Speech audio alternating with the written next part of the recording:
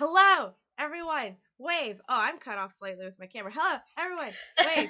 Welcome to Deliver Us from Evil, our new Mask actual play.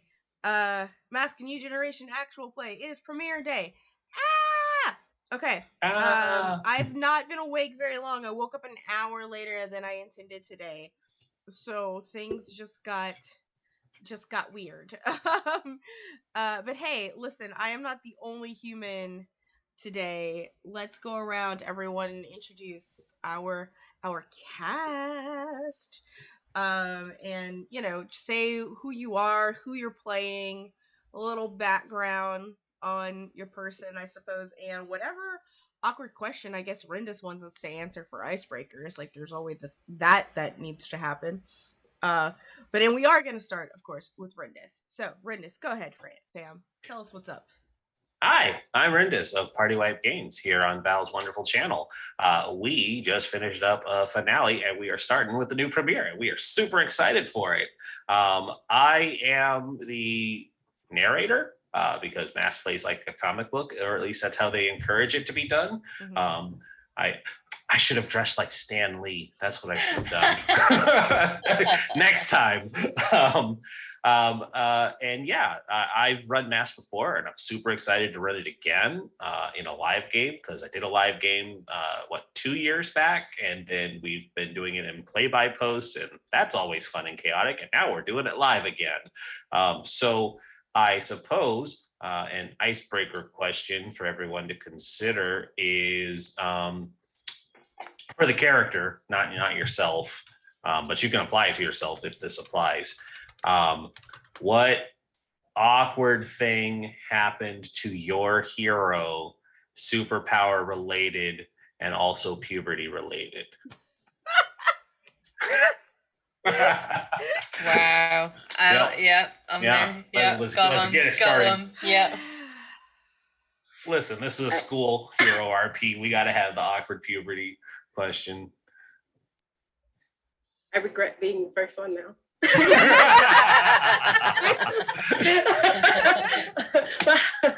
Hi, everybody. I'm a Buns, and I am going to be playing Tanis, our, for lack of a better term, voodoo doll. They are known as Revolver, and something that has happened to them both superhero-wise and puberty-wise was one day they were very confused when they had more storage than they'd had before. And their dad had to have the talk that the way he put it, they upgraded their luggage capacity. I love that that's just vague enough that the audience is like, what the fuck? I can't give anything away, too much away right now. It's like what does that even mean? Storage, luggage, capacity? Junk in the trunk. Junk in the trunk. Well, it's good and organized, but it is still junk. It's an organized chaos. I love it. Yeah, just random salesman comes by, slaps that trunk, and says, "You can fit so much in this baby." You can fit so That's a lot of storage. Right? Like this right here. It's so much components. Absolutely fantastic. My turn, I suppose? Yeah. Mm-hmm. All right, so you can call me Ollie. I'm playing Brightstar, Samael, D. Stratus. And awkward puberty power-related thing for him. His powers are very Green Lantern-esque. He creates things that he can imagine and visualize and whatnot. And he got his powers around 13. Real quick, before you get on, make sure you unmute yourself in Google, please. Oh. Thank you. Okay. Didn't realize I had. It's all right. It just does it. I'm telling you. So yes, awkward puberty power related thing for Samael. Since his powers create physical light out of his imagination, before he knew how to control that, he fantasized, daydreamed in high school, and just a small version of that started appearing, and his friend had to wake him up and go, no. Everyone saw that. It was a great time in his life. What does everyone know that he's into now? Asking the real questions, Shay. Yeah. Unfortunately and luckily, it was just being fed some food in a suggestive manner. That's all that we gotta say. Okay.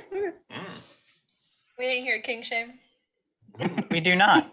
It was just But we eating are a giant- curious. It was just eating a giant strawberry. Don't even worry about it. Okay, I guess that's me then. Hi everyone, I am Shay, or Shay Jim on Twitch and Jim Shay on Twitter for some reason. I don't know why Twitter is dyslexic, but it is.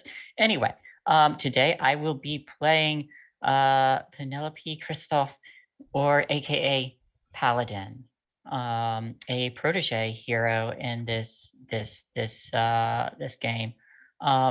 For something awkward, superpower related, and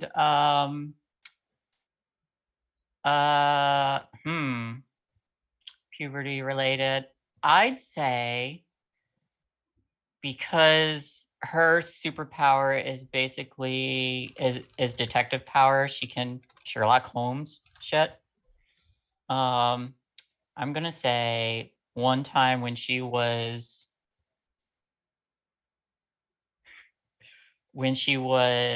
visiting her mentor, she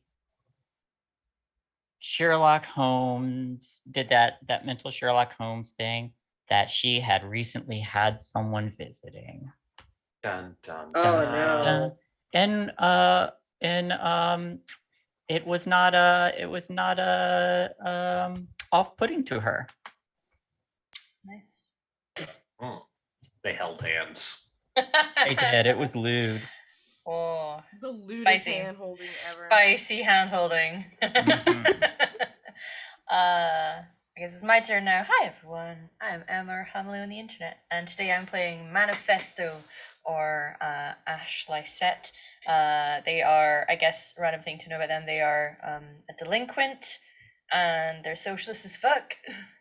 And their rather embarrassing puberty / power related thing is, whilst getting a little hot and heavy in a part of the school with someone, got a little excited and teleported accidentally. Found themselves somewhere that they really shouldn't be. Literally with their pants down. Yeah. I like it. Yeah. That's me. Wow. Okay. So Yeah. No shame. Hi everyone. I'm Val. This is my channel. Today I bring to you the bull of the group, who by the name of Kaylee Summers, also known as Snow Leopard. She is a big buff bimbo cat girl. She was turned into a cat girl by a boy who really wanted a cat girl girlfriend. Did not calculate that correctly when he mixed cat DNA with a person. And she got really, really strong. As far as her embarrassing superhero / puberty thing, she's a cat girl. Wonder what that means. I'm guessing it's cleaning related. No, it's I don't know if any of you ever had a cat, a female cat. Oh wait, no, before. I just got it. I just got it. Oh no. So the first time that happened for her was very, very awkward, because she's just like, I'm just gonna rub on everything and everyone. No. Like, Spray bottles had to be deployed. Yes, spray bottles. Like, get off. Spray bottles had to be deployed, is essentially, and she recommends that, like, yes, that was her awkward puberty moment, like her first time of the month during cat girl mode. So A couple of things before we get started. I would like to remind everyone that we are a viewer-affected game. You can affect the game with your bits, subs, and donations. Every 100 biddies can allow us a reroll here on the channel. So if we don't like something, we'll be like, I will re-roll that. If you wish to subscribe to the channel, you can give anyone here a +1 to their dice roll.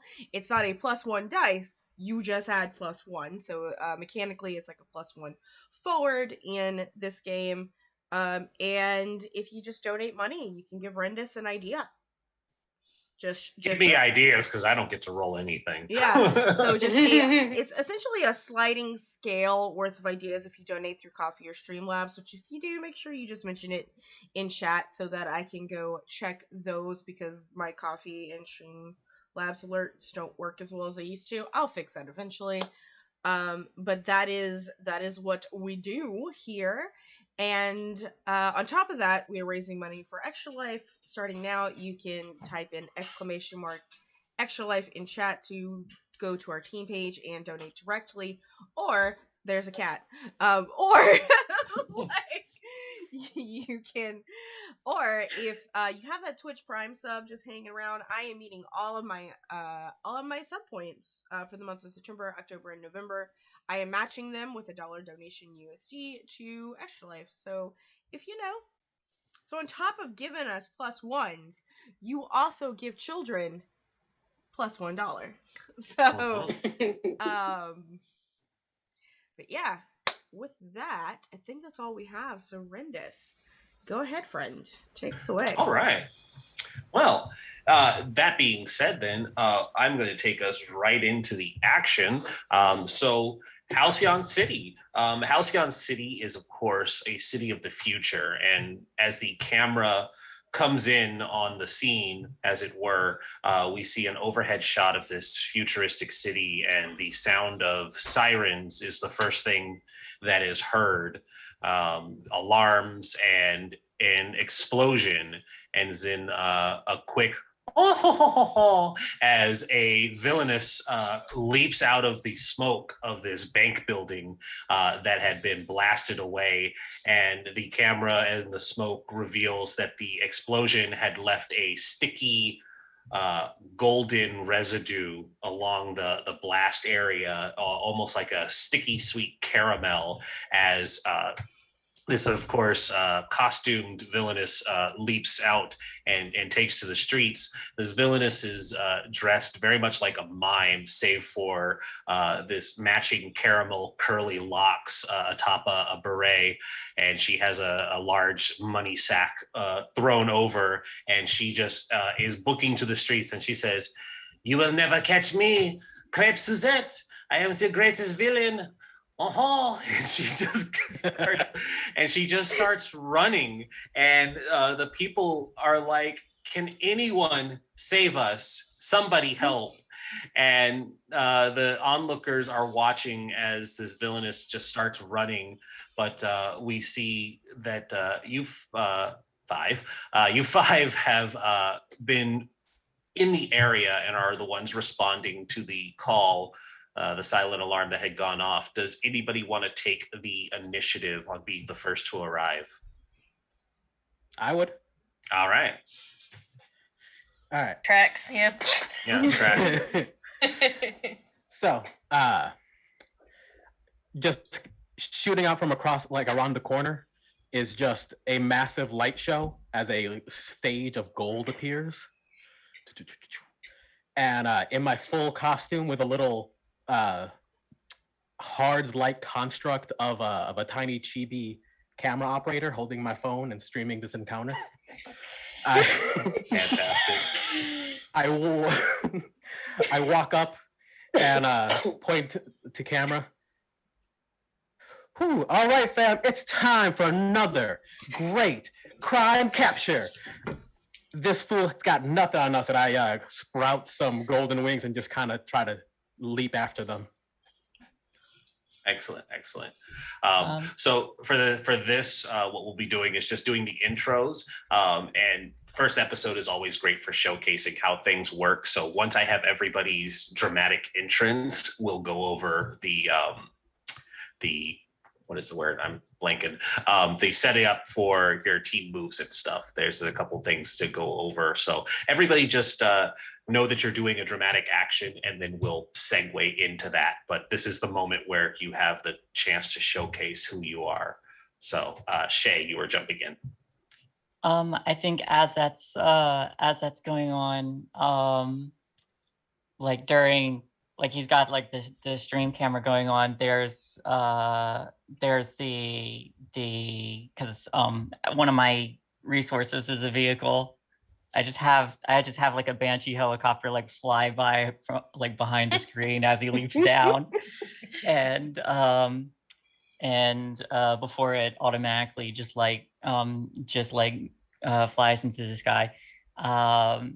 Paladin kind of like somersaults down, lands, and she's got like a long coat on over her armor and everything, and just comes out and pulls out two pistols, two Berettas, and is like, "We're not about to let some half-baked villain get away." The little camera guy, the little light construct camera guy's just kind of rotating around them right now. Have that. Absolutely. I think true to being delinquent and not being prone to jumping out heroically at things, I'm maybe like in the direction that this person is running to, texting on my phone, see what's happening, frown, kick something out in front to hopefully trip them up. Or perhaps just use my leg and literally trip them up. And then just give the other two a thumbs up. So. Yep, so we just see the delinquent very much not trying to be helpful, but helpful at the same time. Trip up. There you go.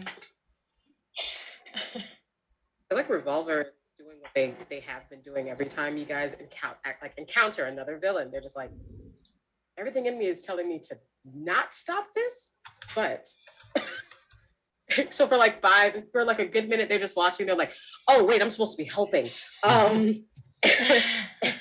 Like, how best can I help her? Right? Like, oh no, they're gonna catch. Oh wait, no, that's what we want. We want that to be the thing. Okay, no, we got this. And they kind of I don't know the best way to put this. Mary Poppins bag, their leg, and just start like pulling out this long staff. And when it's done, they're like, oh, okay. And then they're gonna try to whack them. Very simple to the point, just. And last but not least. So, sort of very comedically, in the same direction that this villain is running, I imagine that there is a tree where Snow Leopard was napping in, not realizing, like, she was supposed to sort of be on guard and guarding this alleyway. And she ended up, like, snoozing, but then, like, her ears sort of twitch when she hears the action. She's like, oh, and just, like, rolls over off the branch. But because she is a cat, she just lands on all fours in, like, a superhero style and just, like, looks around, like, her big floofy tail, like, twitches. And she looks ahead, seeing Revolver booping something, and just grins maniacally because hell yeah, let's go. All right. And so now that everybody has entered the fray and showcases themselves and what they're about to do, we go over setting up the team mechanics. So whenever we enter battle against a dangerous foe, the team gets to add to their mechanic that helps basically through this action. It's called the team pool. At the start of the session, we add one. Everybody can see in the Roll20 that I put that there. When we go into battle against a dangerous foe, I add 2 to that. So currently we're at 3. And it is a mechanic that, like I said, you guys can use. Basically, if you want to use the resource, you just say, I'm drawing from the team pool to help somebody, or you can use it selfishly.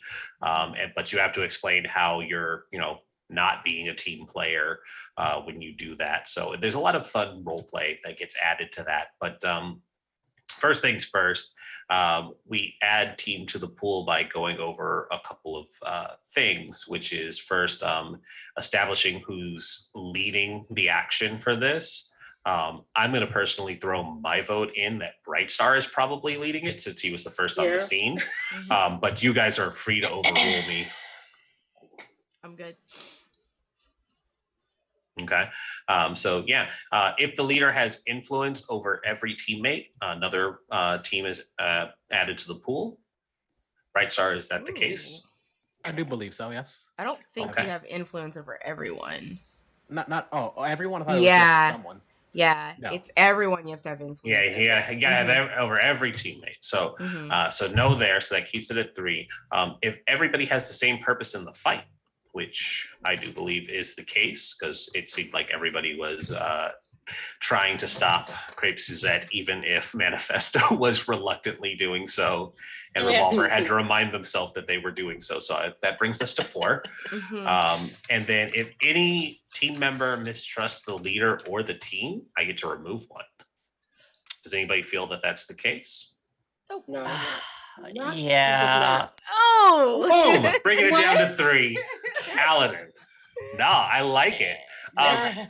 So I'm fine with that, and I feel like that adds some great dynamic. I won't ask who, but tell me why.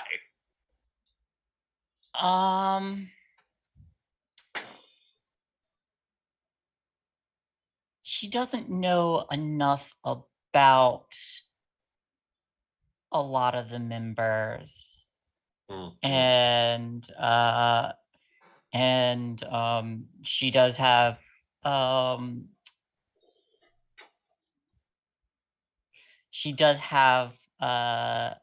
certain orders from her mentor as well.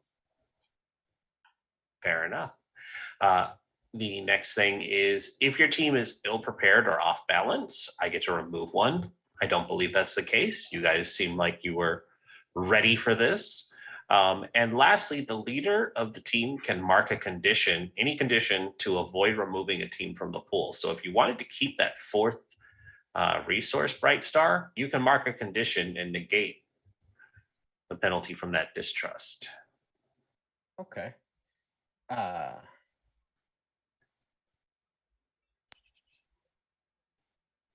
Just know that marking conditions also adds a penalty to certain roles. It also nudges your role play as well, because you should always be role playing your marked conditions. Of course. I don't think we're gonna need it for this one. We're overwhelming in number. Of course. And so just for the recap, anytime you guys spend the team, it does add a +1 to the roll, and you can use that to help the others. When you act selfishly, you say how the actions ignore or insult your teammates, and you remove the team from the pool, and you shift one label up and one label down of your choice. Ooh, I actually didn't remember that detail. That's fun. So yeah. If you're selfish, you gain some benefits in being able to rearrange your stats. Yeah. So we are sitting on 3-team pool currently. So we'll go in the same order of everyone's arrival of basically what they'll do. And if nothing catastrophic happens, I really don't have to jump in and do my own moves. So let's see how things go from here. I think seeing everyone sort of in position, not exactly the best position, but in position, instead of attacking, I want to start putting up like walls to try and corral this person so that the team can corner them. Absolutely. And so as you've made your grand entrance and everybody else has come into place, Crepe Suzette skids to a cartoonish stop, a little dust cloud picking up, and she says, "Bright Star, you are a thorn in my side, and you will not slow me down with these constructs.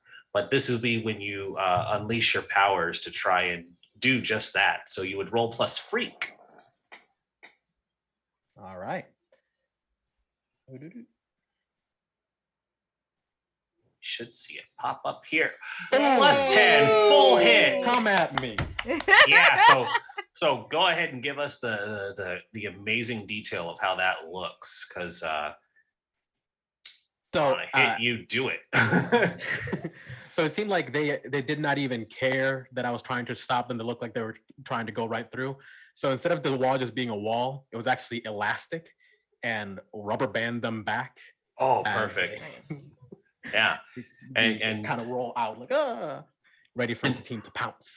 and looking almost like a candy mime. They do kind of do the thing where they put up first their hands and then they sink into it, and they're trying to mime past it, but it just slingshots them back with the force of your ability, sending them stumbling over themselves in the large sack of ill-gotten gains with it. Then I just look at the camera and say, "That's what happens when you think you're a bigger star than me," and turn away and start, doing actual hero things. Yeah, and so Suzette goes rolling, and she's rolling directly towards Paladin, and this would be the chance for her to jump in and get some action. Well, I was going to assess the situation, but someone's rolling towards me. So in that case, I think, no, actually, I'll provoke. I think she kind of like lines up just like a beanbag shot and hits her as she rolls to a stop. Is gonna fire just like, I don't know, rubber bullets or something that hurts but's not deadly. And just says, "You're just a joke villain." And What are you hoping to provoke out of them? oh, right, that's a thing. Yeah, because you're trying to get them to provoke. do something. I'm gonna try to get them to. Because if you're just shooting them, it would be directly engaged. Yeah, I see. Well, I have to roll first, and then I pick. But which one are you doing? Directly engaging, or are you? I'm provoking. Actually... Okay. I'm taunting them. I'm provoking. So.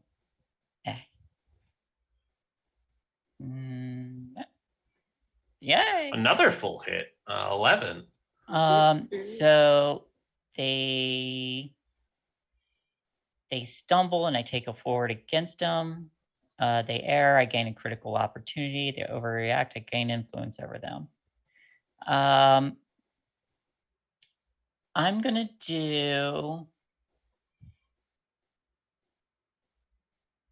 I think since I'm kind of. Hold on, Yeah. because the choices are if it's 7 through 9. So on a 10 plus, they rise to the bait and do what you want. So what do you want them to do? Oh, I see. Okay, I want them to focus on me so that my team has an opportunity to get them.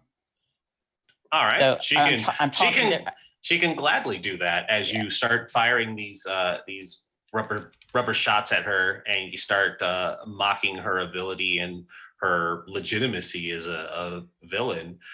She puts the bag of loot in front of her as a shield, and she says, "How dare you?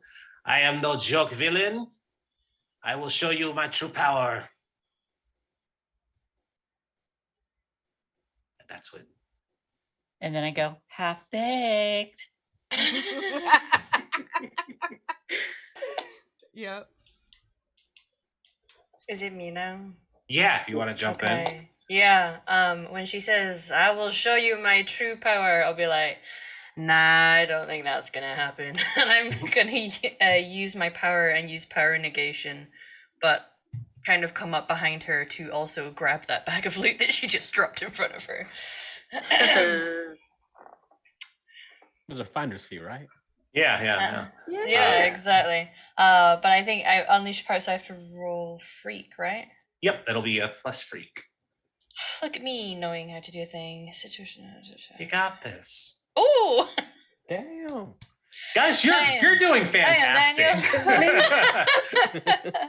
Listen, it's so good. I'm really happy that this is happening, Yeah. and I will remind. I guess since you're new, Mhm. the cool thing about this game is when you succeed, it's awesome, and when you fail, that's how you gain experience. Yeah. So it's like even when you're not doing well, you're still gaining something. So it's I'm Everybody happy that you're gains. succeeding, but yeah, Yeah. it's like the failures are where the moments shine. But this is Yeah. awesome. I'm enjoying this. Yeah. How So does I the just power negation look? it kind of has that weird like a slow version of watching a sonic boom, like that's that movement through the air that just sort of like washes over her. I'd like to think whatever pastry looking costume she's wearing wilts a little. And in fact, it does. Yeah. Pick it up and just like lean in and whisper, "Stale," and walk away. Oh no. Ooh. Oh no. Yeah, okay. Awesome. And she Over does. the She shoulder. wilts. Yeah, she wilts a little bit. And I think not only that, but as you negate her candy explosive power, not only does her like costume wilt a little bit, but even she wilts. It might be Oh. that she's one of those transformed villains where maybe there was a horrible accident involving caramel that infused her with this ability, and so her Wow. form kind of slips like melting clay. There's like a second where he's like, "Should I feel bad about that?" Nah. And I'll leave it to the heroic heroes to clean up shop. Yep. Which is our next one, Revolver. Mm-hmm. It is me. I feel like there's not much for me to do anymore. She's Yeah. literally carrying the person there. And heads up, Buns, you just left Google for some reason. Oh, why? Okay. I don't know. Oh dear. Fix that. So we can hear the awesome things that you're saying. I'm rejoining see. that. Thank you. And it should just let you back in. Yeah. Okay, there. We are back. There we are. Awesome. All right. But I guess if we've caught them, it's not much they can do except the like the stick that they at first like created. They just kind of like it just goes limp suddenly and looks like rope, and they tie the hands of Suzette so that they cannot escape after they like hoisted over. They're just kind of like on their tiptoes trying to tie, like as you're walking though, they're like trying to tie them behind you. Okay. I think that could be a directly engaged because she's not quite threat. Yeah, she's not quite defeated, but you could definitely subdue her. Okay. Yeah. It will be plus danger. Oh yeah, my danger's awesome. My danger is high. I'm the dangerous. It's dangerous. Let's get another 11 in here. Come on. Don't put pressure on me. Do it now.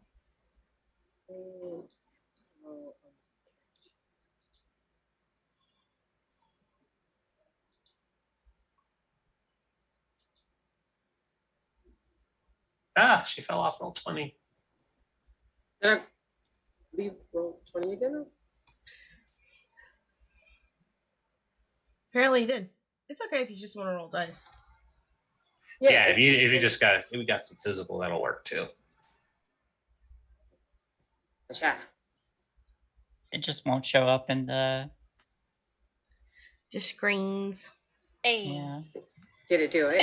You did. Yeah. And it's 8, which is a hit. So It's not an 11. So it's not an 11, but it's a So disappointed. I quit. Yeah, it's a this thing happens though. On a 7 to 9, you get to pick one of the following. You can resist or avoid their blows. You can take something from them. You can create an opportunity for your allies, or you can impress, surprise, or frighten the opposition. Okay, I would like to take something from them. All right. All right. So currently, Like- go Sorry, ahead. No, if you have an idea, feel free. I wanted to make sure they don't have anything on them that they communicate with other people, so that sudden backup doesn't show up. That's what my dad would do. Good idea. As you are working this rope and restraining them, you do see as their like honey blonde, almost caramel colored hair behind one ear, there is an earpiece, and you quickly swipe that from them. And you can hear somebody on the other line shouting in thick Parisian French. Huh. The Ooh. worst kind. Mm-hmm. It's very nasally. Can I provoke them? The person on the other line? Mm-hmm. Absolutely. I'll allow it. Yay. Okay. Do you want me to roll first or describe my whole thing and then roll? Yes, you need to describe what your intent is with the provocation. I would like to copy her voice and tell them to meet me somewhere. I've escaped. Meet me here so that we can catch anybody else so that they do not take us by surprise. Oh, all right. All right. Here we go. And it will be plus superior.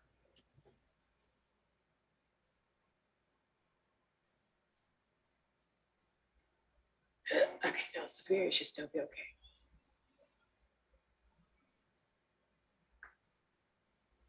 Another hit. And so on a 7 to 9, they don't rise to the bait, but they can instead choose one of the following. They can stumble and take +1 forward against you. They err and you gain a critical opportunity, or they overreact and you gain influence over them. In this case, I am going to say that the person on the other end of the earpiece overreacts, and they say, "We have heard everything. We know who you are, and we are coming to stop you. You will release Suzette at once." When he said, "and we're coming to stop you," I was like, "Oh, well, that's what I wanted anyway." Are very Parisian to overreact to. I love it. Yep. And so around this time, it time, Kaylee, our snow leopard, who has not realized that things have wind down because she has decided that the best course of action was to take this Volkswagen Beetle that was parked next to them, pick it up, and just throw it. Oh no. And as soon as she throws it, realizes that the bad guy has technically been caught, and she's like, "Oh no, everybody watch out!" Can I try to make a Hot Wheels ramp to catch it? It's Absolutely. Could those of us who are close take a serious blow? I No, I don't think so. I tell you what. What we'll do is roll plus danger for me, Kaylee, as you yeet this bus at them. Just don't roll below 7. And my immediate instinct was roll dex. All right, something. Hold on a crit. second. I don't know because I just have my character sheet up. There's probably additional bonus penalty. Nothing. There we go. An 11. All right.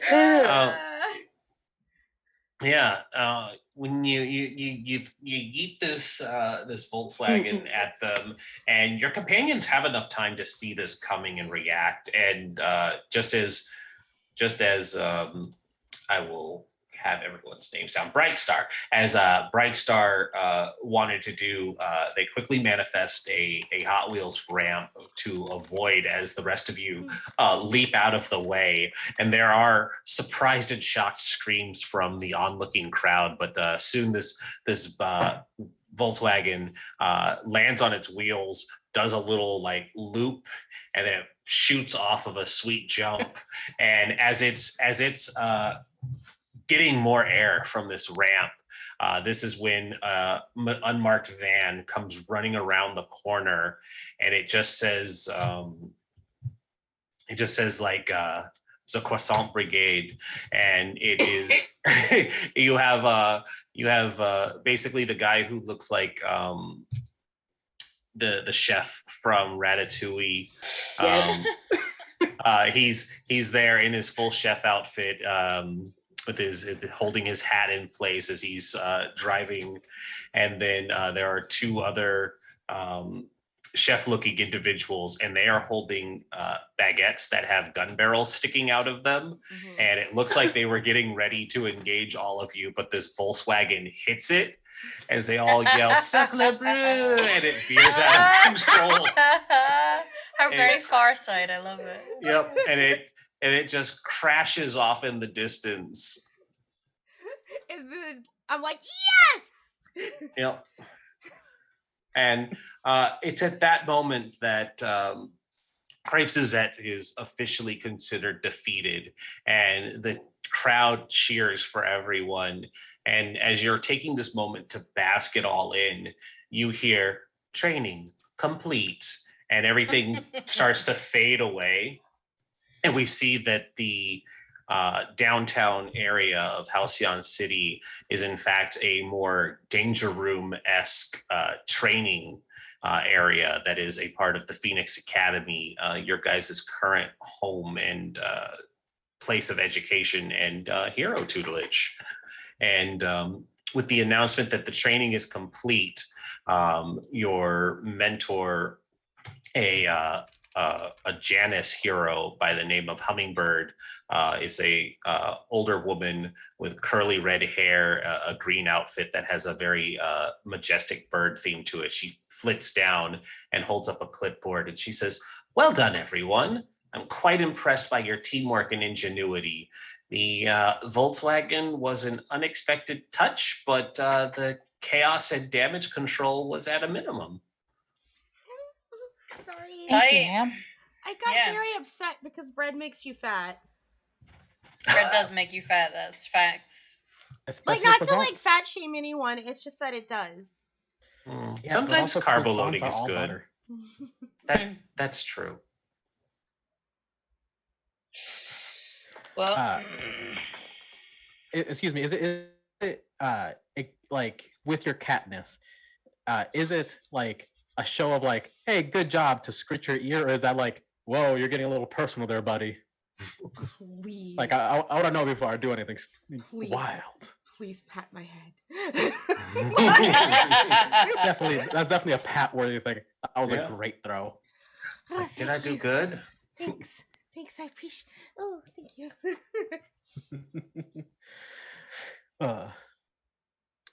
good job, guys.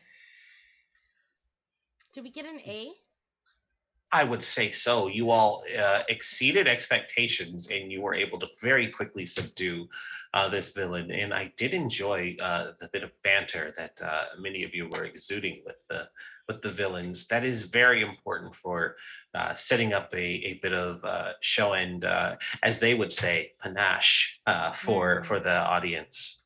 Sick burns, right? Mm-hmm. Well, it isn't our duty to get them to monologue appropriately. Of course. Monologuing is one of the key aspects that is taught here. If you can get them to divulge their plan or even stall long enough for you to have other heroes arrive on the scene if they're too powerful for you, always keep them talking.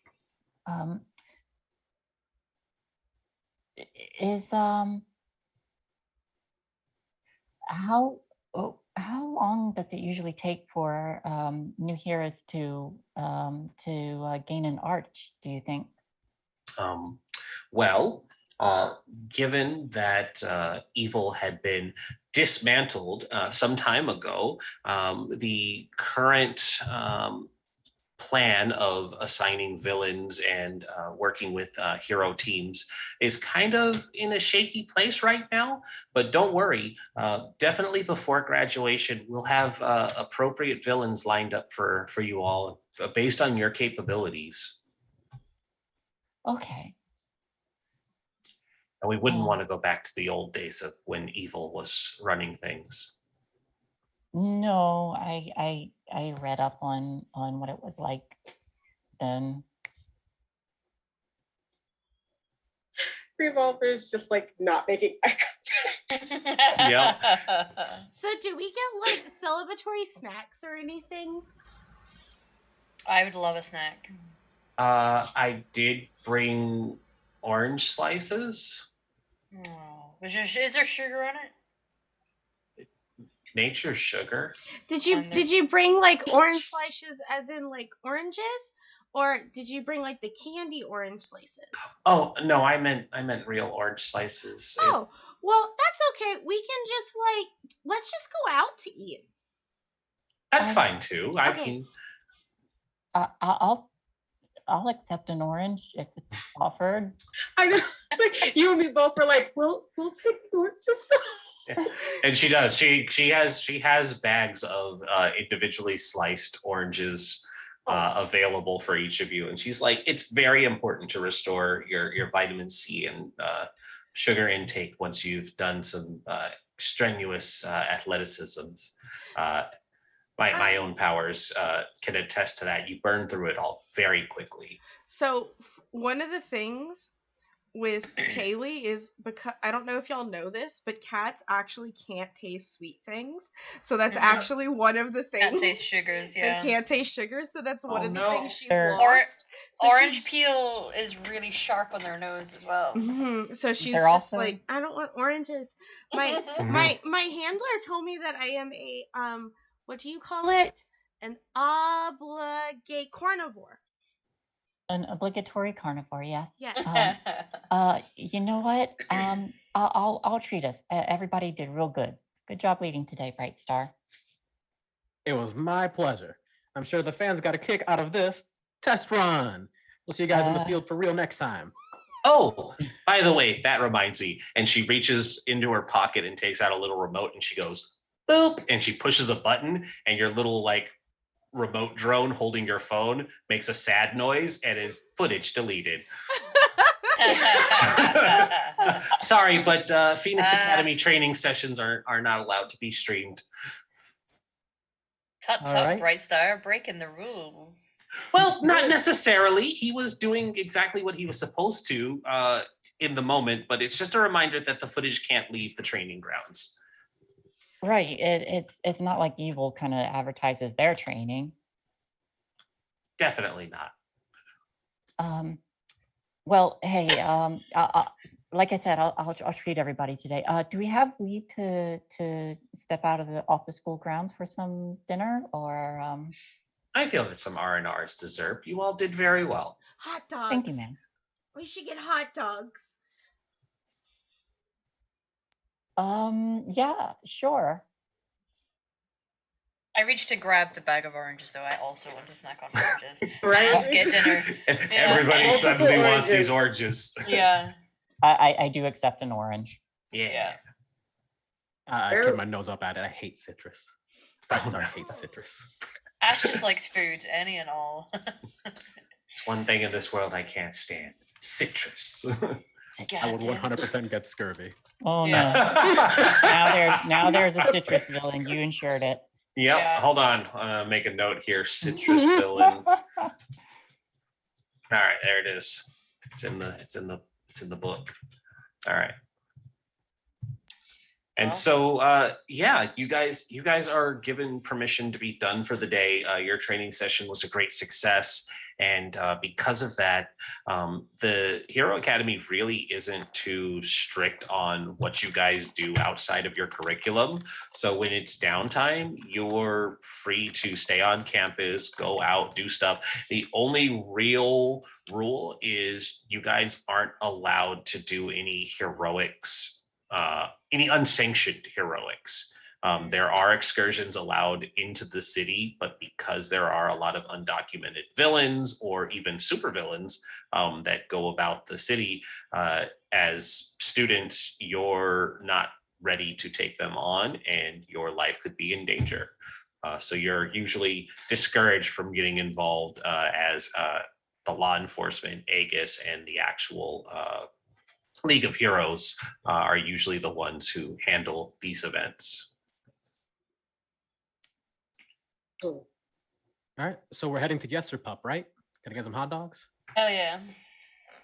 Hold on, what was that name? Yesterpup? Yester Pup.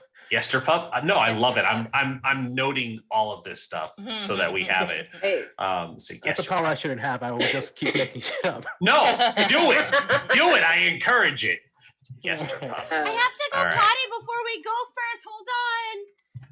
Hold on. Use the toilet this time. She's Why do gone. we even have the box For- for you her? know what, We Not just the don't want her sandbox. to use it. She doesn't made like me- that particular type of color. They're choosy, you know. The texture's not right. We need to get a different kind. how long have I actually been like integrated into the school? Question mark. Not long. However long. That's what I you- thought. I just wanted to However make sure. long you want that to be, it's probably a couple weeks to maybe a month or two, I would say. Because I'm trying to figure out if they know if they can actually eat or not. Oh, you should definitely try and figure that out. Try to figure that out. Hey, another salesman walks by, slaps. You can fit so many hot dogs in this storage space. Phrasing. Listen, I know what I said. I know you do. So Yeah. Heading on down to Yesterdog. Oh yeah. Yesterdog is not too far from the Phoenix Academy. It's a popular dive spot for many of the students, and it is run by a former hero. And if anybody wants to jump in with a name before I decide on one, I will not stop it. But They're called Hot Dog, but it's DAWG. Nice. All right. They're Daredevil style. Hot dog. Yeah. hero. So Yeah. hot dog AWG. Yeah. It's going to be HOTDAWG. They are a silver aged hero, and I want to say that they basically are. I immediately had a Poochie vibe from them. They are a transformed that is surfer themed, but it's also a rocking dog. And so, because this is going to immediately cause problems with Kaylee as well. So when you guys arrive, behind the counter is just this aged. He used to be young and cool, but now he's like the dad that thinks he's still hip. And so he's got the backwards cap. And he's got an apron that has his face on it, and it just says, Yesterdog. And he is slinging up several hot dogs for all the kids. And he's just like, "Sup, dudes?" And it is just a full-on dog-faced man.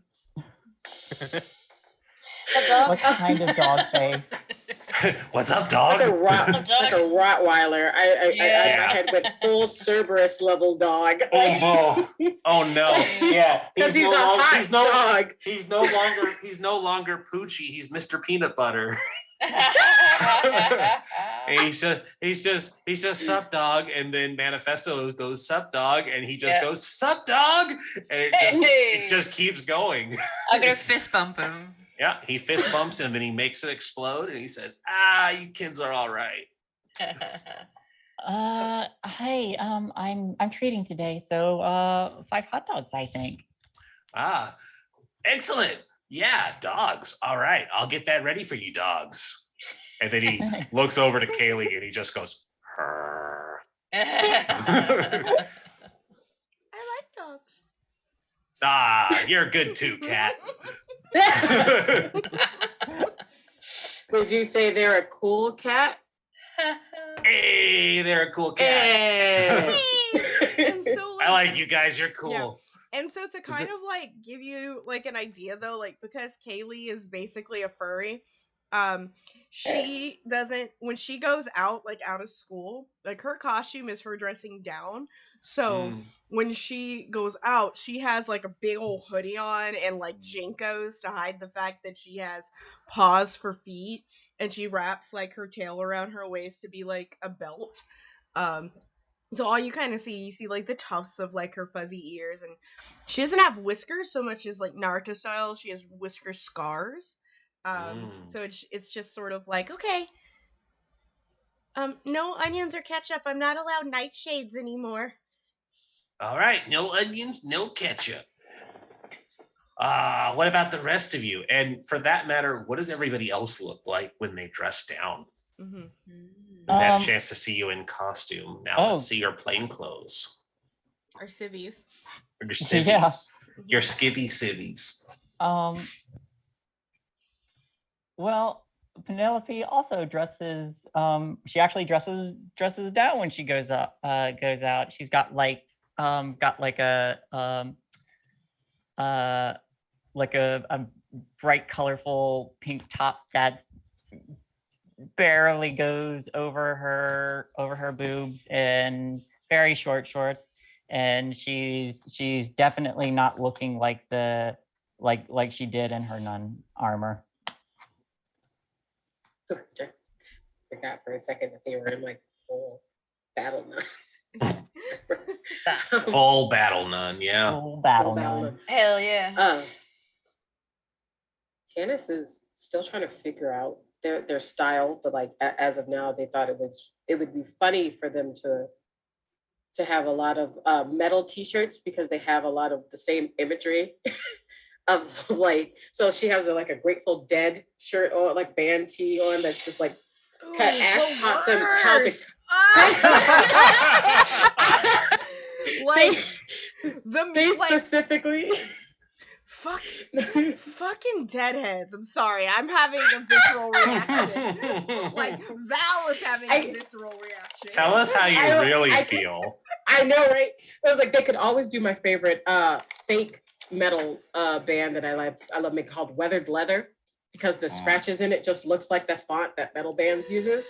And it's like kind of tied up, and then they have on shorts that stop right above their knees. They don't really wear anything that wears anything higher than their knees or goes lower than their elbow. All of that is stitched, and they're not comfortable showing their different colors yet. Mm-hmm. Yeah, but other than that, their hair is like pulled back with like the one curly bit that's white, because that's their natural hair color is the white. The rest of it is hair that's been replaced after it's been used. And so it's like all different shades of browns and blacks.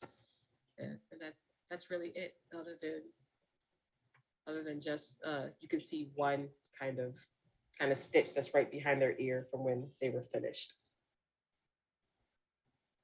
I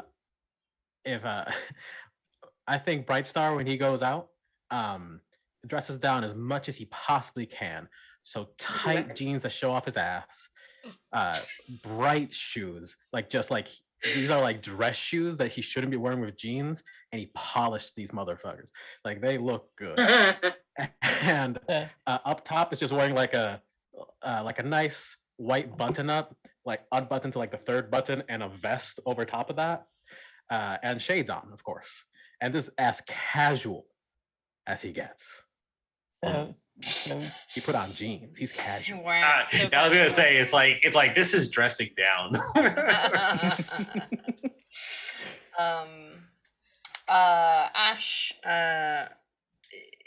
dress it like it's not too dissimilar from what they would probably wear as their hero costume, but they also wear tight jeans and then like a big heavy pair of black boots, like proper goth boots, and switches between, depending on the mood, either like baggy band hoodies, like maybe some Deftones or something on there, or slightly more goth vibes. Occasionally looks like they might be an extra from The Craft. And exists between that and a slightly casual new metal fan, I guess. Depends on the day. Right now it's super cash with a hoodie on. Yeah. All right. And so you guys find a booth that's large enough, because this is one of those classic era sit-in diner types. You probably grab the one circle booth so that all 5 of you can sit comfortably. And Hot Dog himself walks out this platter of dogs for you, and he sets them down and he says, "For my favorite rockin' dudes, you guys enjoy these dogs, dog." Thanks, Mr. Dog. No Thanks, problem, dog. dog. And then you see him move on to the next table, and he has another platter, and he just goes, "For my favorite rockin' dudes, you rock dogs." Penelope's just like, oh. There is already one less hot dog on the platter. He sounds like he'd be in like Clerks. Do you know what I mean? Like that's kind of the sort of universe I see this guy existing in. Yes. Yeah, I'm also gonna be tucking the heck into a hot dog. You just see Kaylee's face is very comically like she just put it in her mouth, but it's like in her cheeks, like long ways, and she's just like, "I'm gonna talk about my." You're not meant to deep throat it. Jeez, relax. Have some chill, Kaylee. I'm not complaining. Deep what? We don't. Never mind. One thing I did forget to mention, without the armored nun hat, she does have like almost shaved hair. Nice. But kind of like glancing around to everybody. Before we all split up or do whatever, I wanted to ask, how was I as a teammate today? I think you were great. Yeah. You did exactly what was. Honestly, your aim was true and it was wonderful. I think we all did great. Oh, I'm glad. Yeah, everybody did amazing. I'm actually using a team move, and I'm trying to copy and paste it, but it's a little hard on the laptop. It's your celebration move, right? Yes, it is my celebration move. I can pull it up here. Yeah. Team moves. Oh yeah. Right. I keep forgetting that you're new, so we have to go over fun things like this. Yeah. I see it. So for the protege, I'll just read it since you're trying to do it. Or did you get it posted? I got it. Okay. Great. So when you share a triumphant celebration with someone, ask them if you've been a good leader or effective teammate. If they say yes, your mentor loses influence over you and you mark potential. Wow, just gonna dog her immediately. If they say no, your mentor gains influence over you and you take +1 forward on using the label your mentor embodies. They'll get it back easily, I'm sure. Where is potential? Oh, there it is. So, like, because I'm a petty kitty, because my rival is asking all of this, and people are like, "Yeah, you did good." I'd be like, "Oh!" Looks directly at Sam. What about me? Did I do good? Incredible. We didn't even see the bad guys coming, and you got them before the threat even arrived. That's pre-thinking. Yeah, awesome.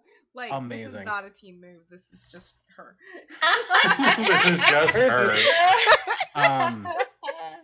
So I eat like half my hot dog, and I offer the other half. Anyone want this? I'm on my low calorie day. Cool. I can. I do take mine off of the bun, and I lean over towards Kaylee, and I just whisper, "Will you teach me how to do that thing you just did?" Do what? Never mind. We've always been staring at their hot dog like this entire time because they're like, Tanis, are you not hungry? I can take it if you want. I've never been hungry in my life, but I've also never tried. So you should. They taste so good. Like, just don't question what's in the hot dog. You know what it's made of. It's better just not to ask questions. I'm always hungry. And that's why I'm not sure I want to eat it because if I do, I'll know everything inside it. Oh. It's okay. It's not as bad as Eat it. cat do I that wanna- anyway. yeah, I- You should we do should that. we should test this theory. Does it work on what if it's not real meat? Oh no, it please was real try meat. some. Just what kind of meat? But what That's the kind? question. Anus. They- Anus. 'cause they- Anus. They asked for one with everything on it, just because that's what everybody else is doing. So it's just full of every topping. And then, Mm. You guys want to And bet on everybody's what like, animal meat it chance- is? does anybody else You start have to do chanting with this one. Ash though? Yeah, Yeah. I'm like, eat it. Eat it. Eat it. Eat it. Eat it. Eat it. Eat it. We're not Eat eating it. it. Eat Hey, hey, it. Squidward bite, like where like the teeth are just like Squidward Yeah. bite. And as Tanis is very slowly leaning in to take this, and the rest of you are cheering for Tanis, you do see Hot Dog like slowly rising up from underneath the table, just kind of peeking like a dog would to see if you're gonna eat it, and they're just like, eat it, eat it, eat it. Can I see a tiny bright then star you on her take- shoulder that says "Eat it"? Yeah, and then you take a bite, and I feel like with the way your powers work, you take a bite, and not only do you know what animals it was made of, you have like the Raven vision of their entire life flash through your eyes. Each individual animal, dramatically right before it goes into the grinder. And so you know what plethora of animals had been mixed into the slurry that is these hot dogs, and then you snap back into your vision and you just immediately zero in on a sign that just says 100% all natural beef, and you know that it is not 100% all natural beef. They just slowly put it down and go. Yeah. So somebody But, was telling me about veganism. Yeah. and the great thing is, it's like we don't have to establish what the meats were. just leave the mystery. Yeah. My money's on ostrich. I'm putting Yeah. down 10. Alligator, yeah. There's at least one ostrich in there. Yeah. Out of character, I like to point out Allegedly. everyone that both an ostrich and alligator is fucking delicious. Anyway, Yeah, I imagine I've it had is. alligator. I imagine it is. I have occasionally seen the ostrich eggs in grocery stores, and I have been tempted to buy one just to make a giant Those are omelet. so big, and it's so the texture is so rubber. It's weird. Just Mm. I tried it. Just don't do it. I don't like rubbery. Oh, that sounds awful. We're gonna have ostrich omelets. Deal with it. Yeah. If it's rubbery, then no. I don't do rubbery textures. It will go down and come right back up. Ooh, Oh, no. we're good. Yeah. But at some point, like when you put your hot dog back, though, like you just see like a little. Yeah, I'm just like, gonna slide it over reach to you. the table, And- and I just like claw it to get all like because you said it had everything, so I had to make sure there's no onions on it. Get all the onions off. Like I just try to like slide the hot dog underneath from the topping, so all of the toppings just fall into the bread, and I just stuff the weenie in my face. Like I'm gonna pick back up the bun full of toppings because they were the toppings in the bun. It's like, okay, this vision is a lot better. It's like where all of them were grown, how they were harvested. Tanis, have you ever had bacon? Mm. No. If you ever The want to try, only reason I because ever had to use animal fat was when we needed to create larger fires. Did I someone can say bacon? get. And dog just sets down a platter of bacon. Oh hell yeah! Right. Okay, Tanis. Here's the thing. If I could negate your power right now so that you could enjoy that bacon without the head fuckery thing happening, if you want. Yeah, because they told you guys, they let you like, I need you to understand what just happened. Yeah. You looked traumatized. If you want, I will do you that solid. I can assure you that bacon is made of delicious. Already has a bit of bacon in my. half of the bacon. This is true. Like, it's already. If only to try some before Kaylee eats all of it. They're like, All right, go. All right, go. Okay, ready, go. And I'm gonna try and negate her power I'm momentarily. not resisting. I just want some bacon. Yeah. Do I have to roll to enjoy my bacon? I was asking the DM. Do I have to roll to enjoy my bacon? Or do I have to roll? Let's. I would like to directly engage the threat of this bacon being dramatic. Do I have to roll freak for casting? Yes, yes, and yes. Roll Yes. freak first, because if that messes up, then it will lead to hilarious consequences for Janice. What do we get? What do we get? What do we get? Oh no! Oh yes! Oh yeah! Perfect.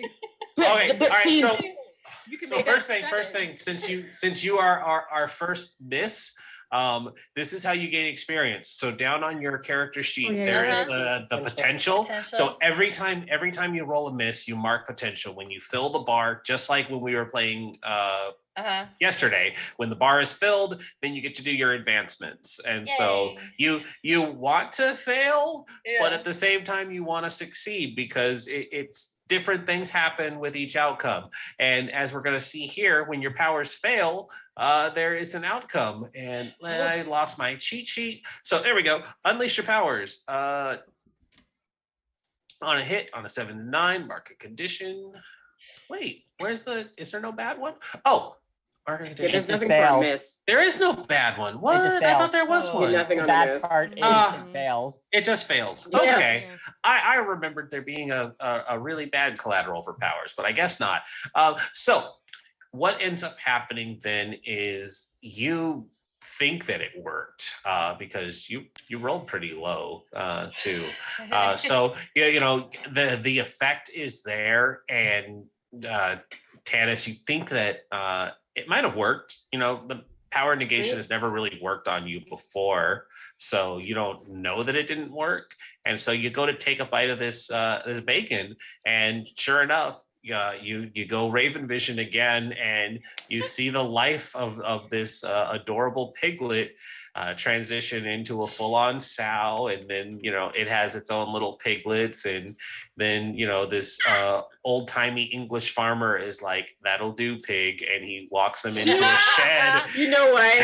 I'm just gonna straight up mark guilty. I can't do this. Just gonna mark it now on my sheet.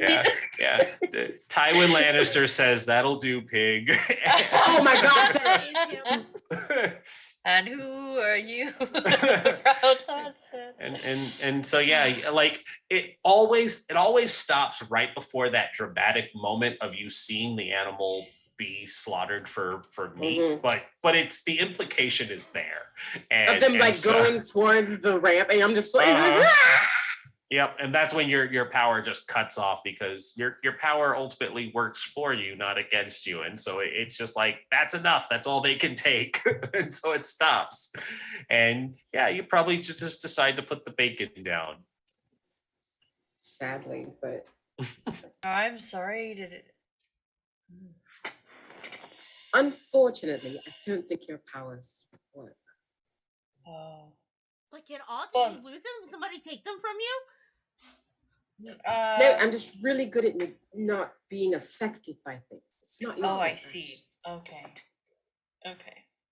This, because it worked earlier with the. Oh, that was cool, right? When I did the thing and she wilted a little. That was cool, right? Okay. That was a team move. As casually as I could bring it up. One person said yes, right? Yeah. Okay. That person. Who was it that said yes? Was it Tanis? Wait, what was the question? It was cool. I was like, see what I got, because I did it earlier to her. That was cool, right? When I did. Oh yeah, they were saying it was cool. Yeah. The Tanis. Okay. I mean, it worked before. So, to the people that said yes, I get to give you influence and also take influence over you. Okay. I will add that.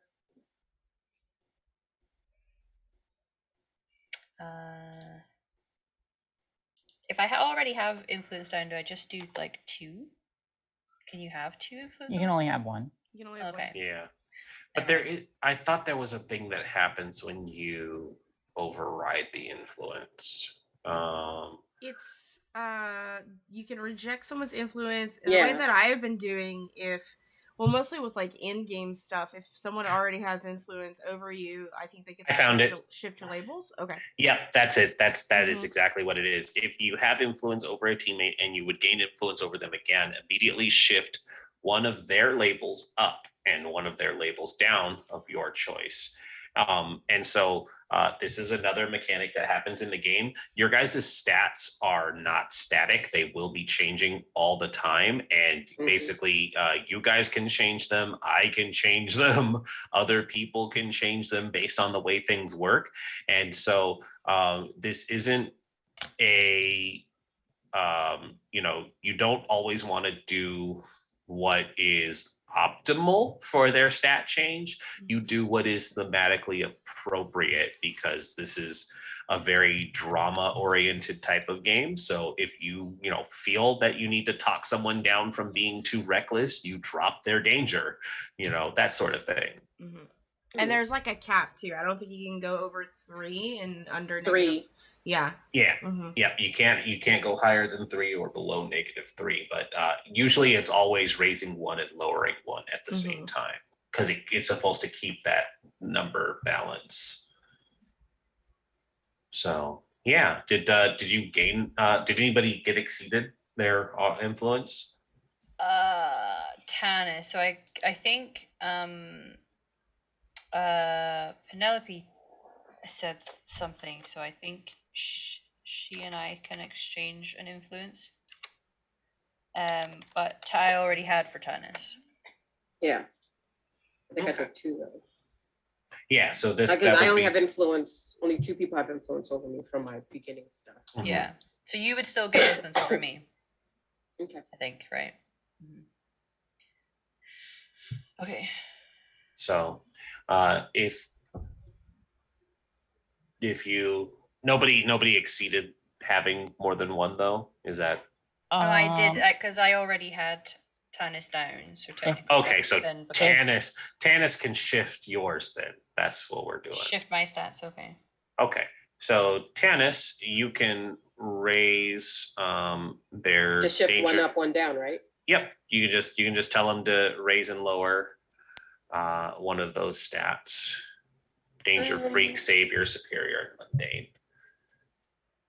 You could shift your freak up 1, shift your superior down 1. Okay. You have 2 in freak now and 1 in superior. Yeah. Cool. All right. And that kind of plays out during that conversation where just everything kind of reinforces the abilities of Ash. You guys are your alter egos now, so I can't call you your superheroes of Ash. But is there anything else you guys wanted to do while here in the Yesterdog? Oh, photo shoot. Photo shoot. For Instagram. for the gram. 100%. Yeah, tell us how this photo shoot goes. Okay, can I do that? Can people see me? Like actually see given my parent is? Tannis, it's okay. Just close your eyes and go, and no one will recognize you. Really? Sure. You can also put my shades on. No one apparently ever notices the difference. Foolproof plan. Yeah. It just makes your face more handsome. I mean, just is ready to pose for camera. They're like watching your face. Is there rules against using powers in public at all? What's rules on using the powers in public? It's kind of frowned upon, but you won't get expelled from school as long as you don't cause collateral damage. Cool. I just that's what they're worried about. Like like splash lettering, like a title that says the team's in town, and just like just big flashing letters for no particular reason, and then my little guy takes a picture of us. I'm As doing we're the all awkward, you know, the awkward, introverted, cool friend, like Mhm. reluctantly in the photo. You You all know have those people. glowing bunny ears behind you. Okay. Tracks. Excellent. Magnificent, yeah. So yeah, I'm posting that to the Insta. Also, one of my things is that because of my audience, I earn a lot of money. So this is how I make that money. It's just sponsored and stuff. Sam, don't forget to at You're a me in super the influencer. Yeah, don't forget to at me in there. Oh, like I add tag- everyone. Okay, thanks. I also had the dog. You got money. Mr. Dogman. I got Oh, reach. Yeah. What did you do when you found out I had no social media? I made you one. I knew it. You do Do now. I know about it? Do I know you made it though? It's in your phone. I'm not sure if you've used it. There's like a picture of like it's like it's like the shadow, and it's like it looks like a cat. It's just like It's like, oh, you do. It's like, what? Yeah. That's all I wanted. That's awesome. So let's see. I do believe there's something we can do with your audience too. You can ask them how they think you're doing. Yeah. Oh, that's right. The after action interviews, which doesn't really apply because it was a training session. Oh man, can you imagine asking the simulations how you did? They would just be like, "You're great." 1011001. Well, if they hadn't deleted my video, I would have posted it too, and then we Yeah. could have gotten some feedback. Have you ever thought of asking them if you can use the video to study for future sessions? Then they could let you keep the footage. That's thinking on your feet. I also might just get a Devious, second I phone. love it. My mom said that nothing actually gets deleted from the internet. Like it just it's somewhere. Like so you always have to be careful about your nipples. Just You're right. the nipples, You always though. have to be careful. Occasionally who your is your feet. mother? Huh? I said that's interesting, but who is your mother? Her name is Beth.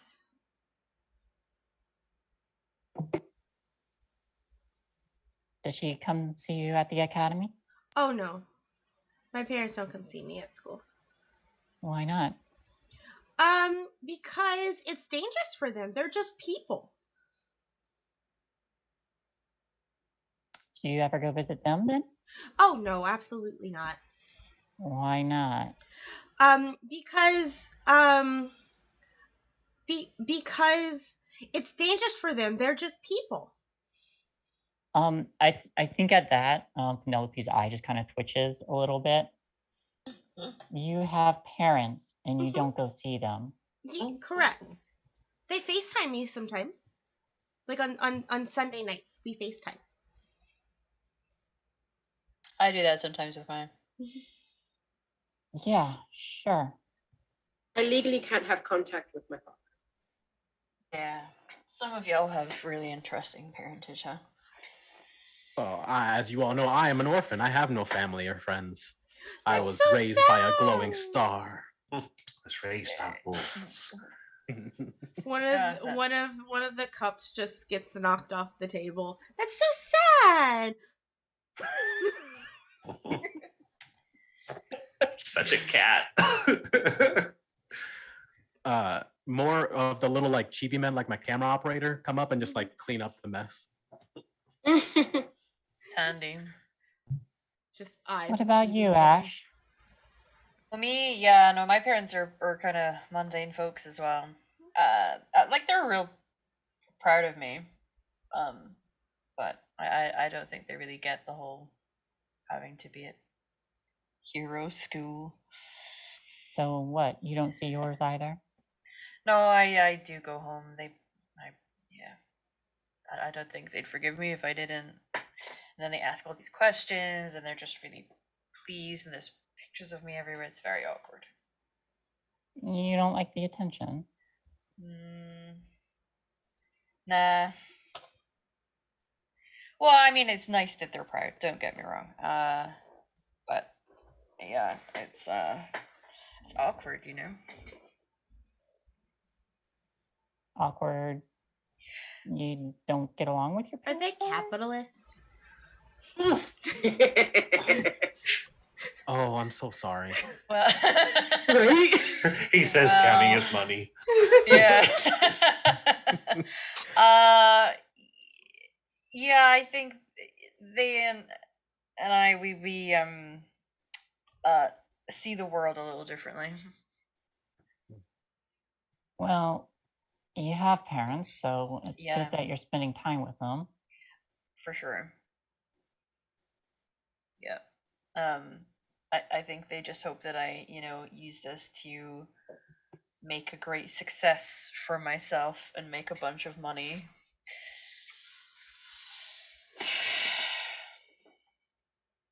Neither of which I want to do. So here we are. Well,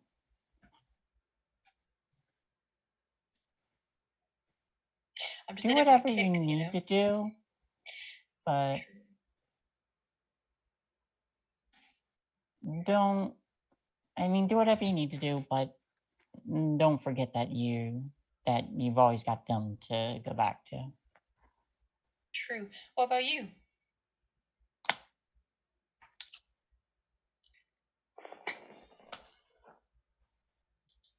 My parents are gone. And Oh. I think Penelope just kind of like stands up, picks up her tray, and goes to dump the trash into the trash can, just to kind of quickly end the conversation. Mm-hmm. They're both orphans. Man, that's sad. They have a lot to relate to with each other. Oh, did I say that out loud? Sorry. Yeah, you did, yeah. Okay. In defense, it seems like that it's a question that would have come up if you brought it up.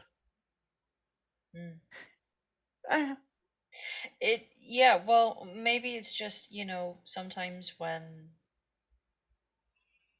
something is a hurt for you, or something that you're not used to or you've never had, you're curious what it is like to have that.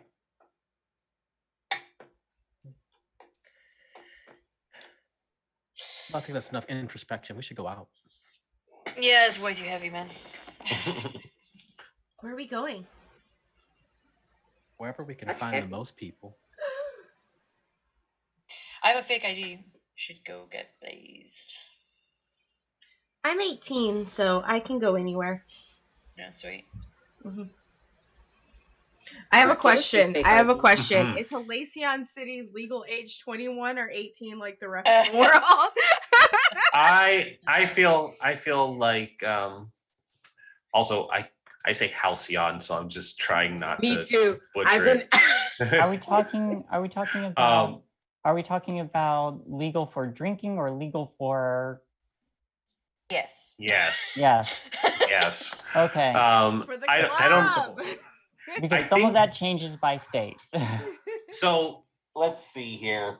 Let's establish the world continuity now. This is definitely not the real world.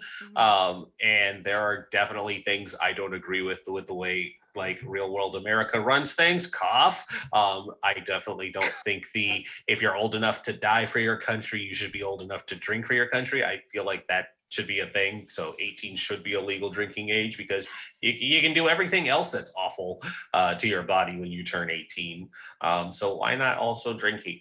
And not only that, but I think Halcyon City is one of those cities that removes itself largely from the country. It's like it's a artificial island city, so it's just off the coast. The hero hub.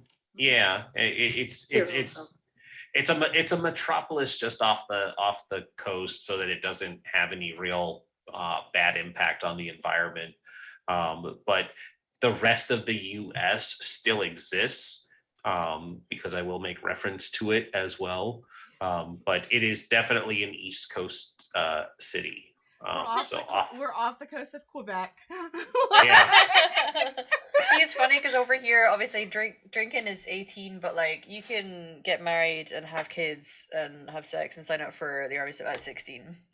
Oh, so it's A lot of it- 16, and then drinking is 18. A lot of Nice. a lot of states are like your legal age of consent is 16. You just Mhm. can't be on film until you're 18. I just like that the way that works in your country is it's like America, why are you so backwards doing this? We're just gonna one up you by 2 years. Yeah. I was like the legal age for marriage should be at least 25. yeah. Wow, By 16. Man, if 25 that was you the at case, least I don't know if I'd exist. What? That's true. That's true. You'd at least remotely have your shit together though. Just remotely. Just remotely. Look, my life started getting together at about 26. So Do we want to go dancing? Yes. Yes. Hell yeah. Dancing. Ooh. I stop at home and get a different vest on, a little flashy vest. So let's establish that as well. Who lives on campus and who has their own stuff, because dormitories are Campus. provided. Campus, yeah. Penelope does have her own place, which do? she does, yeah. Because I got resources. Yeah. No, that was a you do, not a you do question mark. Yeah, It's like yes, you yeah. do. Your mentor sets you up with a lot. I have a hidden base, which I probably don't tell them where it is, but I do invite them there. I do invite them there, and if they want to come, it's like I just have to drive them. They get bagged. I just turn off the or I put the shades down on my Banshee and then put autopilot on. Have it I talk. like it. I think I definitely have a room on campus, but would it be possible that I also have a off-campus housing in maybe a abandoned safe house that familials might have had at one point? Absolutely. Cool. Thank I'm you. for it. I wear all my right. dancing clothes underneath my giant hoodie. All right. I go and get on my dancing clothes, which is just looking a bit goth rather than looking a bit grunge. So I'm ready to flex. Guys, I wear the same sweaty clothes I was wearing before. like somebody can help Tannis try to figure out what the heck they're wearing. I will. I'll be like, yeah. You here. guys said go dancing, and they went, oh, Yeah. like the balls we used to have. So they're like in a dress. Oh Like, no! I am And then overdressed for Kaylee this. and Ash will just be like, "Nah, we doing this. Hold We on. getting So you what in a kind nice, of dress yeah. do you have? Hold on a second. What kind of dress do Yeah. you No. have? Let's hear this first before we let's course hear this correct. face. okay, so it's a little bit like their costume dress, where it's like starts up at the neck, sleeveless, goes down, it's kind of close fit, and then there's like, because it's the dress they would wear to these parties. There's a skull and crossbones like on the side, and then tulle. Okay. All right. Okay. I need you very, very carefully, because I know a lot about looking pretty from before I was a cat. So just I need you to just stand You're up. and pretty put as a cat. As a cat, you're beautiful. Yeah, you Kaylee. are. Oh, Yeah. okay. Sure. Look at that face. So I just need you to just stand up straight and put your hands like against your legs, okay? Okay, so I'm gonna like kind of bend down like where all this tool is, and like where your wrist comes, my claws just dig into the dress and just rip it off so that you have a very short skirt now. You do not understand how cathartic that is for them. Yeah. They're just like, Like just so Yeah. your skull and bones is like still there. Yeah. And then I just get lost in the fabric, like, oh no, where am I? Oh, that's it. We've Someone help. lost her for the evening. I reach down and I pull Monster for the the evening. cloth off of her head, off of her face. Oh, Or you no, I need some- reach up because she's probably still standing. Thanks. Yeah. It's just Well, conveniently over the face, and that's it. Just the face. Per cat. I was lost for a second. I couldn't see. Yeah, you're welcome. Okay. I'm gonna do Tannis's makeup as well to match this, like the theme. Give you some cool accessories. What's really cool, I don't have to do my eyeliner anymore. I just have like a natural cat eye all the time. Lucky. I think I also actually did change a little bit. I put on like tight leather pants and like a high heel. Wow. And now my vest has like that Like little a Cuban like, heel? No, Yes. like a 6-inch stripper heel. Hell yeah. Okay. Oh yeah. We're going Oh full no. Oh, We're going yeah. full Prince, and I love it. And yeah, no matter what I'm Fantastic. wearing, I'm always feeling it. You know. Yeah. I'm so That's jealous. fair. I can't wear shoes anymore. Can I try to use my freak powers to make her shoes out of light? Yeah, absolutely. Roll that for me. Yeah. Roll And I plus hope none freak. of us start arguing with each other. We're all so nice to each other right now. Yeah. It's just Oh. I can't Yeah, it's such a great team. We're just teams Oh. going out dancing together. We're bonding. Team building.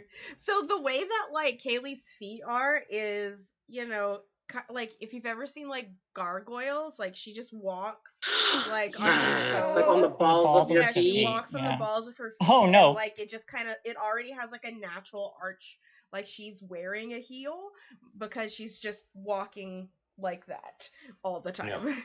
Yeah. But Samael, you try and Mhm. manifest these light shoes, and it just you have it in the shape, and then it just flickers and just shatters into this sparkly glitter dust.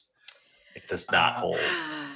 It's I'm okay. I do sorry. take note of the shape of her feet, though. I just kind of glance. I don't say anything or do anything. I just. I swear this never happens. It's okay. Like, Performance anxiety. I put a hand on his shoulder and I say, it happens to everybody once in a while. It's okay. I will just it's fine. It's fine. We're okay. Like, who looks like feet anyway? Apparently 75% of the internet, according to my What? statistics. It's actually very popular.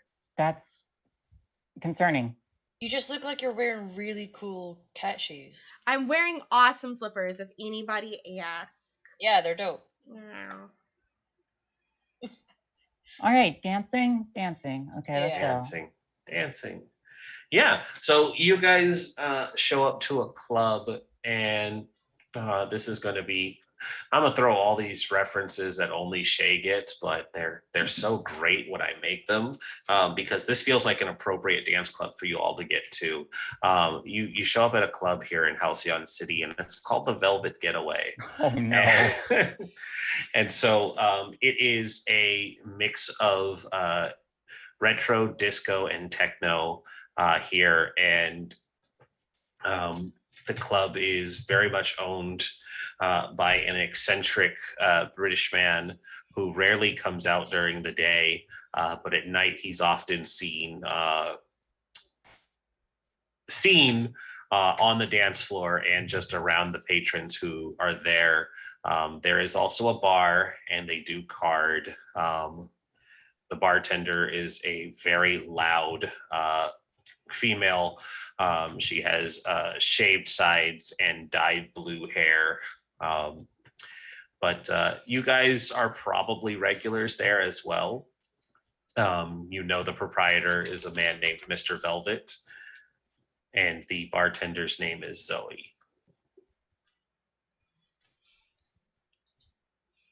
But Not here to you be are. Confused with my Zoe. Not to be confused with your Zoe.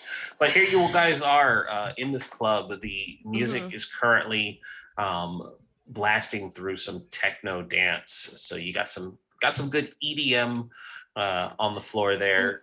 The floor shifts through the disco kind of illuminated color lights to the rhythm of the music. And this is just a chance for you all to mingle, party, have some fun. I go hunting. Oh no! I go hunting as well. Yeah. All right. I know what this means, and I'm afraid to ask what each of you are hunting for in particular. You've already played in the game with me. You're required. I'm not afraid. I'm not. We end up hunting each other. I live with her, so I'm not worried about it. Yeah. But yeah, so there are a number of young and attractive people, or older and attractive people, or just attractive people, no matter what way you swing in your preferences. But I kind of want. I know I'm asking for a lot of roles tonight, but I kind of want just a role to see just how you're doing with this. And so I feel like this is mundane because you guys are just trying to be normal people doing normal teenager things. So just roll me a mundane, and if you get a hit, you're not going to strike out, basically. And then we'll go from there. Anybody who wants to meet up with full hit. Oh yeah. Full hit. All right. Anybody else taking a swing of the bat? I just was gonna go to the bar and get a White Russian. Sweet. All right. Yeah. Tanis, what was yours? I was saying they're a wallflower. They're not. They're wallflowering. All right. I might go get a drink. Samael, any chance of trying to find somebody, or are we just already on the floor? Okay. Sam's already like, yes. Yeah. He's at the center of the dance floor, probably. So I'm trying to see if I can weasel a different role from you. Oh, let's hear it. I'm for it. If I can use this, like, maybe use a superior role, because I want to try and grab the attention of someone who might be able to give me some information about whatever's going on in the scene. Certainly. Yeah, I'm for that. So, all right. Yeah. Go ahead and roll that for me. All right, here we go. That's a hit. Still a hit. Sweet.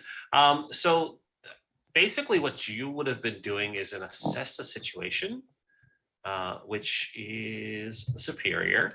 So I'll address yours first, and then we'll jump into the others.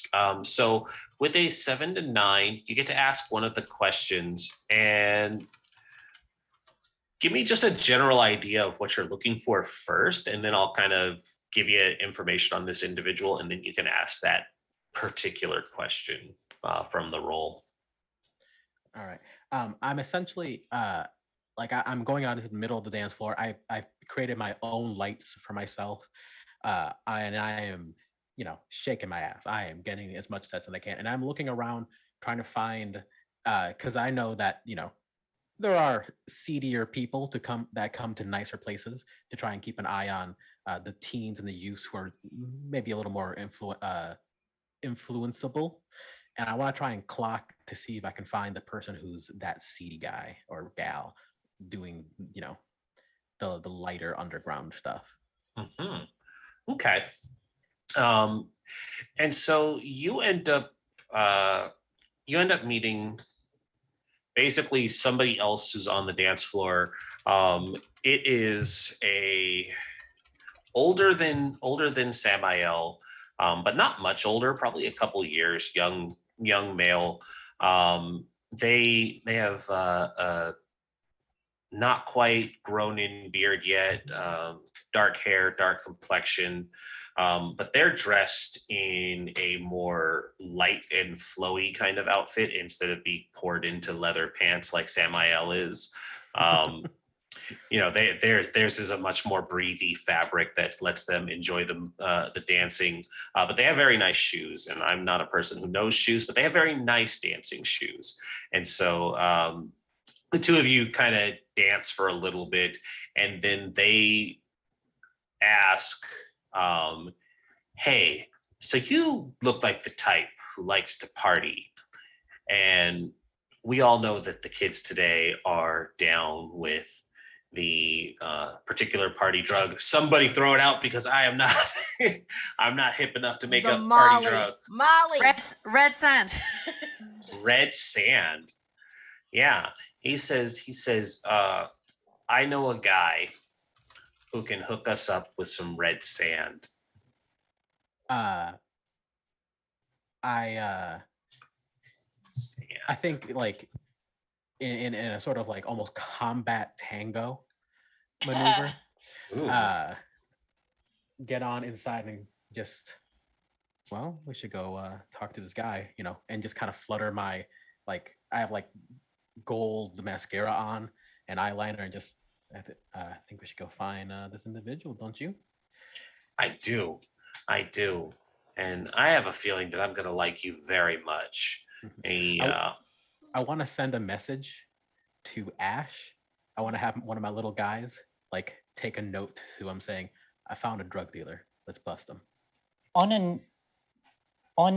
Just on a side note, just so y'all know, since you're communicating with someone else, we do have communicators that we mentioned before stream, but as one of the resources from my mentor, we do have communicators. Mm-hmm. Right. Well, then yeah, I think I just click it on for this conversation that I was just having. So you all know I'm gonna go get some red sand from some fools. Drugs are bad. Ash might be getting some red sand already.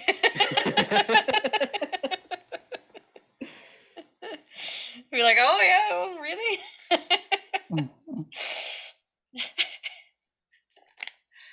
All right. And so I think. Oh, go ahead. I think Tanis is muted or something. I am. I'm sorry. I am. I'm always muted. I was just asking, kind of re-asking what Ash and Kaylee are doing, because I know certain people are going out for. Kaylee is like at the bar, and she's got like a large plastic cup because they know better than to give glass at at a club, and she's just holding it, and like she's like puts her face in it, and then like she pulls Does her out face and stretch in the cup like a cat, like when it just Just goes keeps goes in. going? Yes. Yeah. Of course it does. Like part of being a cat is that she can, if anywhere her face fits, like she can just fit. Like, Yeah. And Tanis, as you're coming up, you see that Kaylee also has, there is just another individual there. It's the type of person where it's the, oh God, how did they get in here? They're dressed in like a sweater and jeans with like some suede shoes. They look really out of place here, but they have been leaned back against the bar talking to Kaylee about something that they're not paying attention to because their face is currently down in this glass. And when they notice Tanis walk up, they're like, oh, hey. And they have just like the 80s porn stash. And they're like, my lady friend and I were enjoying some milk. And he takes a long drink, and then he gets milk in his mustache. And he says, let's say the three of us go back to my place and enjoy some milk. Arch villain. Is this like John War's levels of creepy, or? I like pull my face out of my cup, and like I have just like a big milk ring like here, and it's like, what's at your place? Well, Kitty, I've got all kinds of great stuff. I have yarn, and I got salmon, and I have a box so big you could sit in it for days. And he just gives Tanis a nudge and a wink.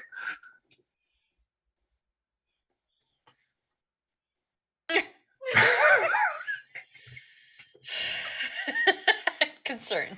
I look over at Tanis. I goes, this sounds like so much fun. We should go. Completely oblivious to the absolute fucking level of weirdness that is going on right now. Tanis is going to pop her hand off to backhand him away from her. Yes, okay. Please. I'd like to They- do a They've violence. never Yeah, wanted please to do a hit violence. Yeah. I will roll with all the violence. roll danger to directly engage this threat. Okay. Because it is in fact a threat.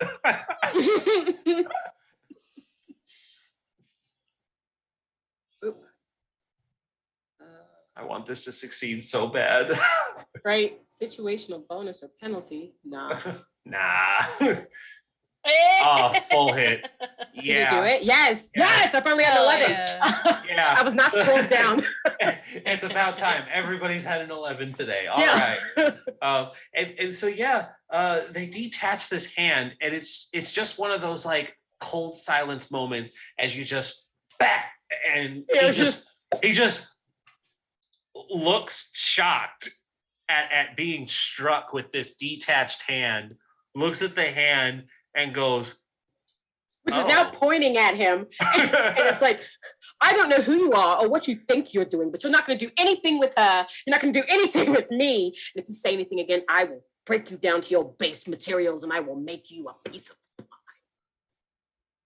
pie. And then, like, Are he's just- communicators still on? yes. yeah.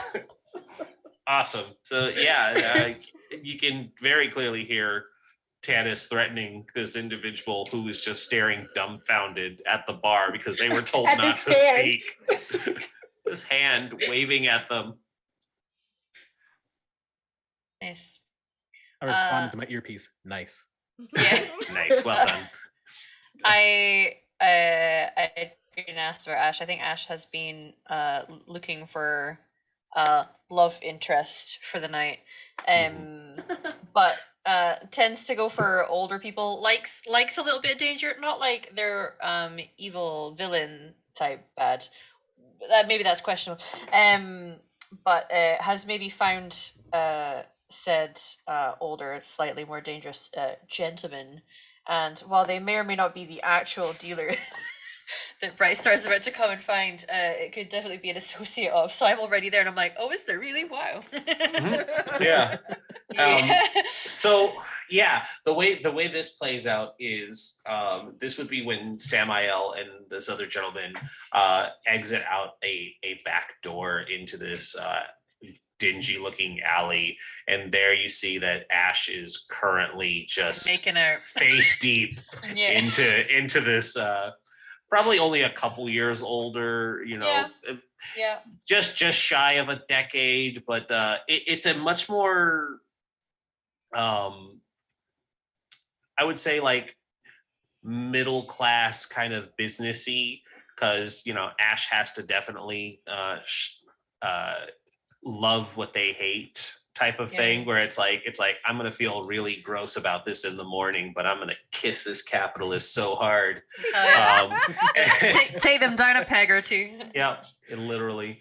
Yeah. And so as Samael steps out with his other individual, the individual says, James, we got a potential client. Can you peel yourself away for 5 seconds and come do some work? And when that happens, they pull away from Ash and they go, sorry, love. I'm gonna need to do some business. You aren't interested in any red sand, are you?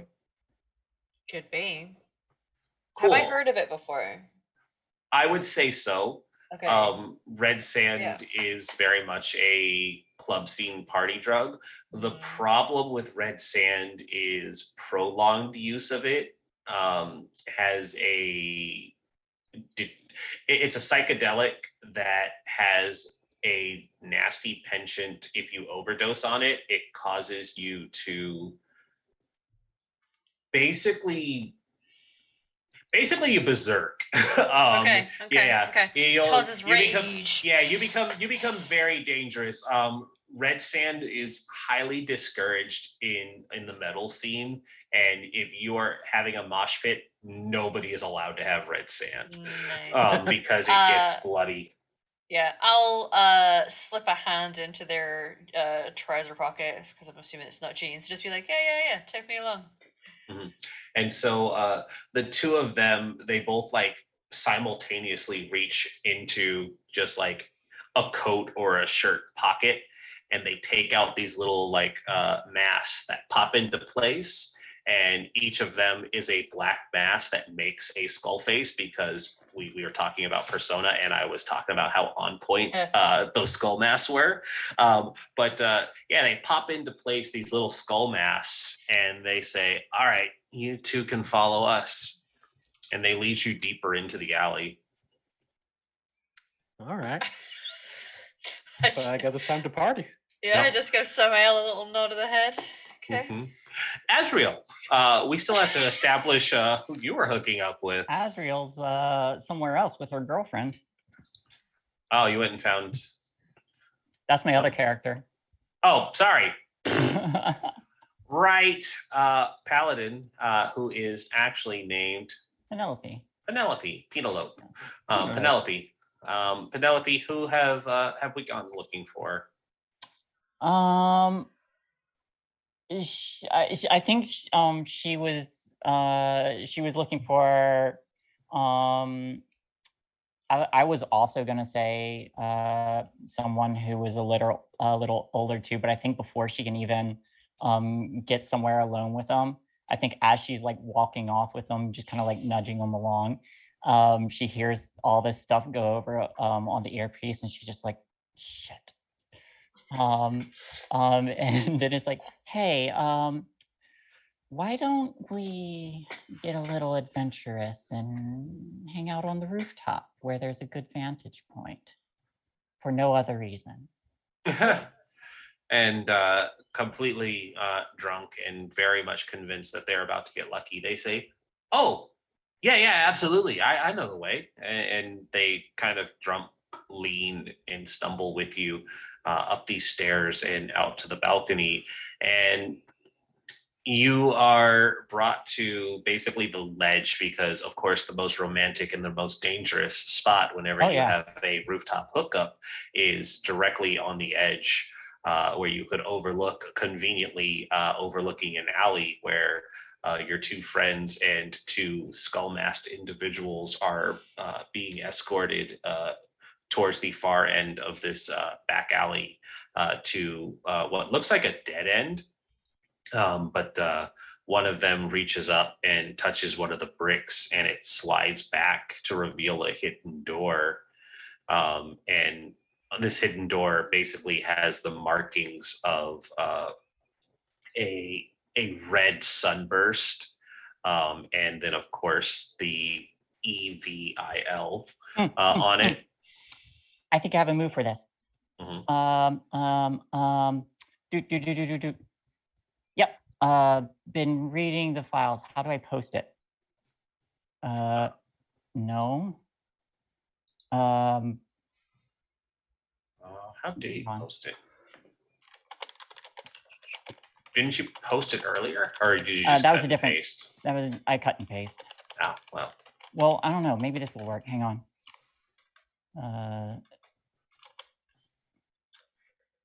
Nope. That didn't work. Hang on. Let me cut and paste.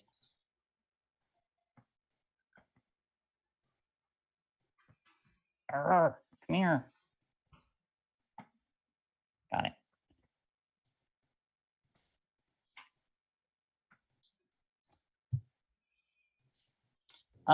There we go. I've learned about the superhuman world through my mentor's resources. When I first encounter an important plus superpowered phenomenon, I can roll. I can roll plus superior. On a hit, I tell the team one important detail I've learned from my studies. GM will tell me what, if anything, seems different from what I remember. And on a 10 plus, I can ask a follow-up question. So I don't get the follow-up question. Oh, you already rolled it. Cool. I Yep. see it here. Okay, so on a hit, tell the team one important detail you learned from your studies. Well, I will just let you freeform this then. Establish some lore for the world. You said it's a red sun, right? It is a red sunburst, and then the words E.V.I.L. printed underneath it. Okay, so I think I know where you're going with this. So feel free to tell me if I'm wrong with that follow-up. No, establish the lore. Okay. I think Penelope kind of like taps the earpiece, and she just kind of and she's still with this guy, so she's just kind of like as she like takes a glance over at that and is like tracing her hand down, and then just kind of like spins around for him and sees the symbol, just kind of whispers, just whispers, "That's the call sign of Red Nova, Crimson Nova." And the guy lifts his attention away from your neck and shoulder, and it's just like, what is? Oh, I just meant this is a really nice place to be. Yeah, it sure is. You seem distracted. I've got a lot on my mind. Why don't you give me something to be distracted about? And he does, in fact, do that.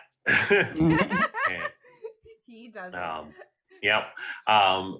Penelope probably forgets to mute their comm piece as this man does proceed to give them a distraction. And why don't you? Distraction. We're gonna go ahead and make another roll here. It's gonna be called Take a Powerful Blow. So roll plus conditions. All right.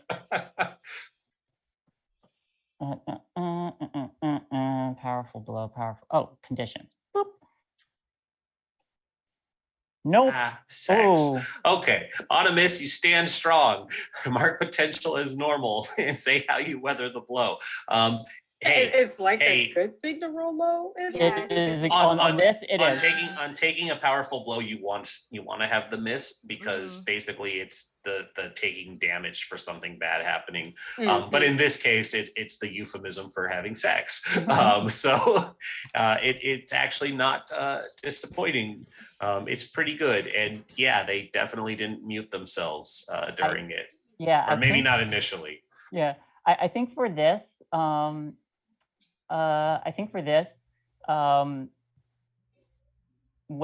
For weathering the blow for this, since it's full miss, I think she's able to kind of like focus, and he's distracted enough that he can't hear her whispering what she knows about this as she's forward facing away from him, kind of with eyes on the scene, but also enjoying herself.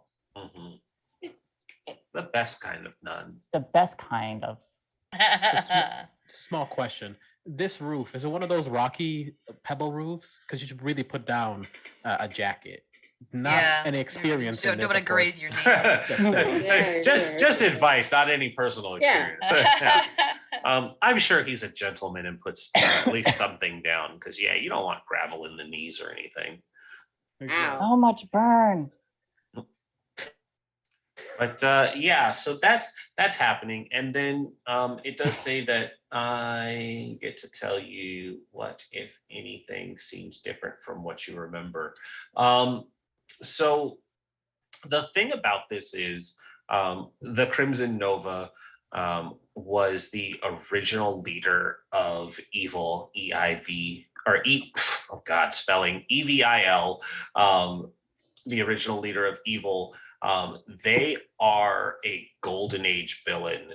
That means they have existed since around the 1940s, and they had held an iron grip on evil all the way up until recent years, probably about 10 years ago, where a hero by the name of Azrael, that we discussed during session 0, had dropped a fucking volcano on them in the final battle that had taken place between them and a team of superheroes.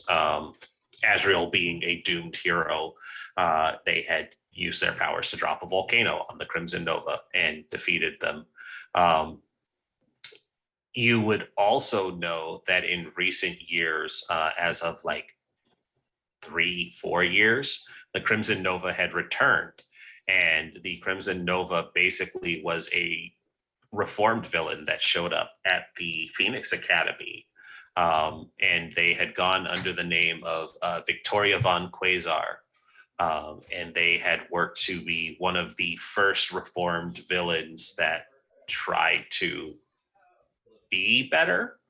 And the results are questionable because there was rumors that they aren't the original Crimson Nova because they're an 18-year-old, and there's rumors that they might be a clone, or something dramatic might have happened from having a volcano dropped on them by a doomed. My mic's on. Your mic is on. But Victoria is an older student at the Phoenix Academy. They still go by the name Crimson Nova, but there is also rumors that this is a fake or an imposter. And if Crimson Nova still has holdings or any affiliation with E.V.I.L, E.V.I.L has not commented on it. Because E.V.I.L is still believed to be disbanded. So somebody, these two individuals in particular, have found an E.V.I.L safe house, or might be operating under E.V.I.L in the shadows. But it's very strange that this safe house is being accessed by two random individuals that you just found on the street. So Penelope does relay that information whispering, and then she's like alternating between that and then just being obnoxiously loud with her excitement. I don't know how graphic I'm allowed to get, so I'm keeping it. Twitch TOS. Yeah. Twitch TOS. We got away with a lot on Thursdays, but Twitch TOS. It's just encouraging Ash to be more handsy. Whilst being handsy and walking in here, could I try to assess the situation and use my criminal mind to see the best way? It says in/past, but like past as in, can I see exits if things got dicey in here? Yeah, absolutely. So I assess that situation. That's superior, right? Mm-hmm. Oh man, I did have +2 in there, right? Let's try it. Hey. Ooh, nice. Excellent. A lot of 11s today, guys. Yeah. Our team is the 11. Mm-hmm. Yeah, exactly. So I'm looking for best way past/out. And this is one of your powers, particularly. Yes, it is a move for the delinquent. It's called Criminal Mind. Yes. So it's Criminal Mind in the checking for exits, kind of. Mm-hmm. And so for the both of you, then I'm gonna relay the information to Ash. But this is basically what you're seeing. But Ash, you're zeroing in on these spots. Okay. As the secret passageway opens up, there's like a stairwell that like slowly gets illuminated by like light, and it just goes down and it descends down into this building away from the dance club. It's its own separate building and space, not connected to the Velvet Getaway. But it's very clear that this is one of those safe houses or store places where criminal elements can stash away their drugs and even themselves when trying to avoid the police. And it leads you guys down into a larger space that is quite well furnished. And it looks like it's furnished for like somebody who had an 80s sense of fashion. There is still like an old shag rug and a beanbag chair in one corner, but there's, that kind of are the walls just wood paneling everywhere? The walls are not wood paneling, but it's that kind of like neo-retro where it's trying to be futuristic, but it's very clearly dated in this is what the 80s thought the future would look like. So it's a lot of linoleum and metal panels on the walls and stuff. And the lights have that really old iridescent hum of fluorescent, and They walk you over to these red plush chair or couches and sit you down, and they're like, all right, so the red sand, and they push a button and the coffee table in the middle opens up, and it opens up to a pedestal that has this like crystal skull decanter that's filled with this red sand, and they're like, here it is. It's so Nice. dramatic. Yeah. Do you Nice. sample the wares yourself? Oh, no, we don't work and party at the same time. But Penelope's I was- just like, I do. Can I look around, see if there's any hint that there's anyone else around here? yeah, and sorry, I forgot to give Ash the rest of their details. Yeah. Ash, there it does look like there is another doorway in the back. It leads off somewhere else. There's also a vent access that looks like it could make for a good escape, and probably what keeps a lot of the air circulation into this place if it goes into lockdown, because it very much has one of those safe house of vault looks to it. So it could serve as a quick getaway, but that other back door looks like it could be a bedroom or a kitchen space that leads off somewhere else, but it would require more exploration out of here. Samael, it doesn't look like there's anybody else. It looks like it's just the four of you and your ear in the sky.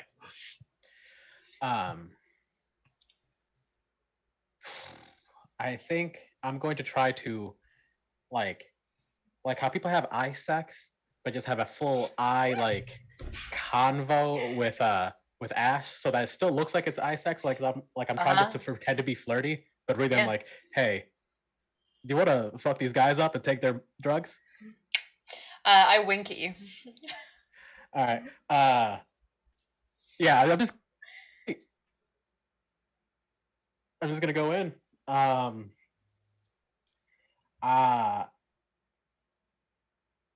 Can I make a really big fist and grab their head? Yes, absolutely.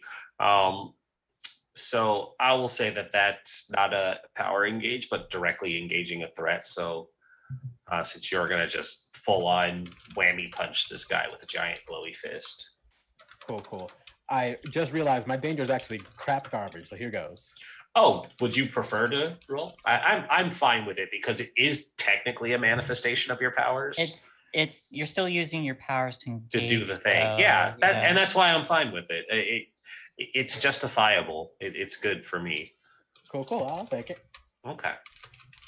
Ultimately, I want you to succeed because it means you don't get experience. No, I'm kidding. So you the two of you lock eyes. You consider, should you fuck these guys? Should you fuck these guys up? And it seems like fuck these guys up wins. And so as you nod and wink, this hand manifests, and it just latches onto this guy's face, and he's lifted off the ground, and you dramatically launch him off to the side into a wall. And the other guy says, "What the hell? What are you doing?" Can I feign surprise and dismay at this happening and try to like spider monkey on the back of this guy and just be like, "Oh, defend me." Yes. But like I'm like delinquent the shit out of this. Yeah.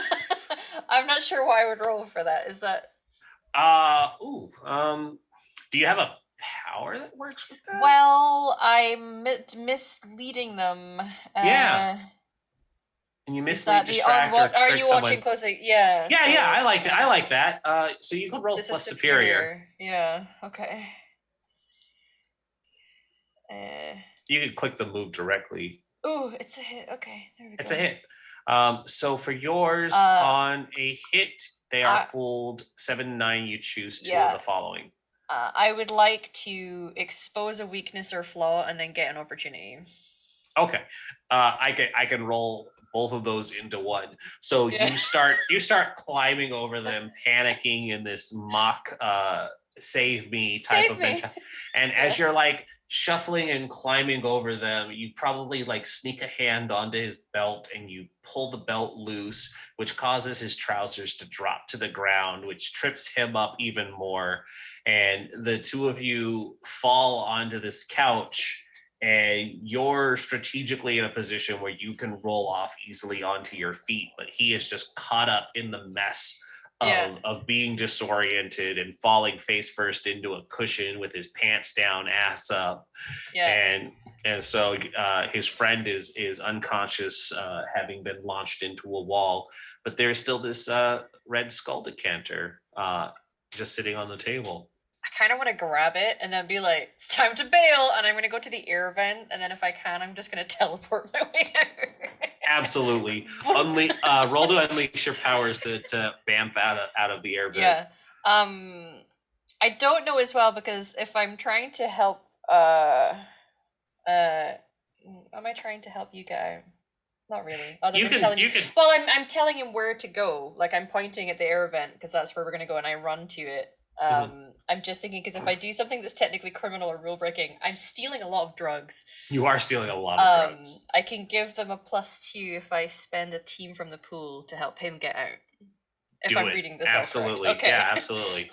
First time play, so we're getting there. Right. What am I rolling for just now? Roll plus freak. You're going to unleash your power to do the teleportation. Oh no! Aha! And so a great imagery of this, it would be the what we do in the shadows. Ash basically does the bat, and they try to turn into mist to go away, and it doesn't work, and they just fall flat. And I'm gonna go ahead and do something, because I haven't been able to make a move yet, and I feel like this is an important time for that to happen. So just inhale all the drugs. oh yeah, absolutely. Okay. You do bamf, and as you start to teleport, you reappear several feet up, and you fall, and you just land onto this decanter, and it shatters, and you are just not hurt, but it's the conveniently avoiding the glass, but getting a face full of dust. So I need you to roll to take a powerful blow. Yeah, I imagine that because we have our communicators on, like in the club, Tanis and I are still there. And I just hear this glass crashing. Thank you. Yeah. You hear sex happening in one ear, and then the sound of cheese it, and then the shattering of this glass. How do I? Oh, it's defend, is it? No, it'll what be take a powerful blow. Is that on here? It should be on basic moves. It's it's 2d6 plus conditions, and you want to roll low. Yeah. Hey, there it is. Up on the top. On the top right. I see it. Yeah. Okay. No. Miss. A miss is good. A miss is good. So you mark the condition. Okay. And then potential. They don't mark condition, or unless you're making them. Sorry. Nope. I'm being dumb. It is mark potential, is what I'm trying to say. Okay. On a miss, you stand strong, mark potential as normal, and say how you weather the blow. So you have gone face first into this dust, and there was probably a chance to inhale, but how do you go about not becoming high as fuck? I think it's an element of things. Conveniently managed to like cough rather than inhale, so it kind of blows it away slightly. And even if I get a little bit, I'd like to think that Ash is probably the sort that has taken drugs, so there's at least a bit of a constitution build up to being able to weather that particular storm. So I might get a little high, but nothing that's detrimental. If anything, it might make it better. And so Ash has landed in this dust, and there is just a red cloud that lifts up around them, and the guy who had been thrown into the wall has a moment to recover, and he's just like, you dumb idiots, do you know how much that red sand costs? Do you know what the scorpion is going to do to us when they find out that you ruined all our drugs? And he reaches into his coat again, and he takes out a knife, and when he switchblade flicks it open, it comes out, and it pops out like a scorpion tail, and it just has like the little point on the end. He says, "I'm gonna have to make it up to the boss by carving your pretty faces up." I want to put my my large heel into the throat of the man on the ground, and just kind of threaten. You really think your little knife is gonna do much against us? I know my friend's a little clumsy, but we could take you with our eyes closed. Seen Let me make you bigger. Exactly. Let me make you an offer. Get out of here, and I slowly press down with my heel a little more into this man's throat. I'll let you guys leave. If you leave, now that we know who your provider is, the Scorpion, I won't call the police, and you won't be arrested tonight. Yeah, also, roll. do you still want to make out with this person? Because you can also do that. That's fine. Yeah. He just Yeah, kind of he spits and he says, "If I ever see the two of you again," but please roll to intimidate him to see what he actually thinks of your offer. This is superior, right? Yes, to provoke someone. No! Oh! All right. And so we're not going to do good in this basement. so it misses, and let me check my moves because I have a couple of options, not just punch you whenever you fail. I have a few things I can do. Go ahead, Shay. I didn't want to interrupt any of that, but like the moment I heard the cheese it and the glass shatter, I was gonna say Penelope's like, shit. And she was Hey! gonna, And I also She don't was- want to interrupt you, but I just want to give a huge thanks to Utopia with that huge raid of 26. Whoa! Thank y'all so much. very nice. Hello! Very nice. Wow! Welcome to our premiere. Utopia, Yay. hello! Hello. Oh, great! Welcome. Things are going real smoothly right now, guys. Things are going real smooth, and nobody is high right now. Oh. Yeah, it didn't go face down into some drugs. It's a snafu situation, normal, all fucked up. Yeah. Yikes. But yeah, so it sounded really good in Samael's head when he said it, and probably one of the little chibi like constructs was also just like dramatically gesturing at the same time. But the guy holding the scorpion tail knife just kind of laughs and he says, "Maybe you don't understand. The Scorpion owns these streets, and you guys coming in here and breaking his merchandise is only going to make him madder. And now that we know what you look like, we're going to find you, and it's not just going to be me cutting you up and tearing into that ass with my knife because I'm threatening." He just gestures again. He says, "But we'll make sure you pay, and for this insult too."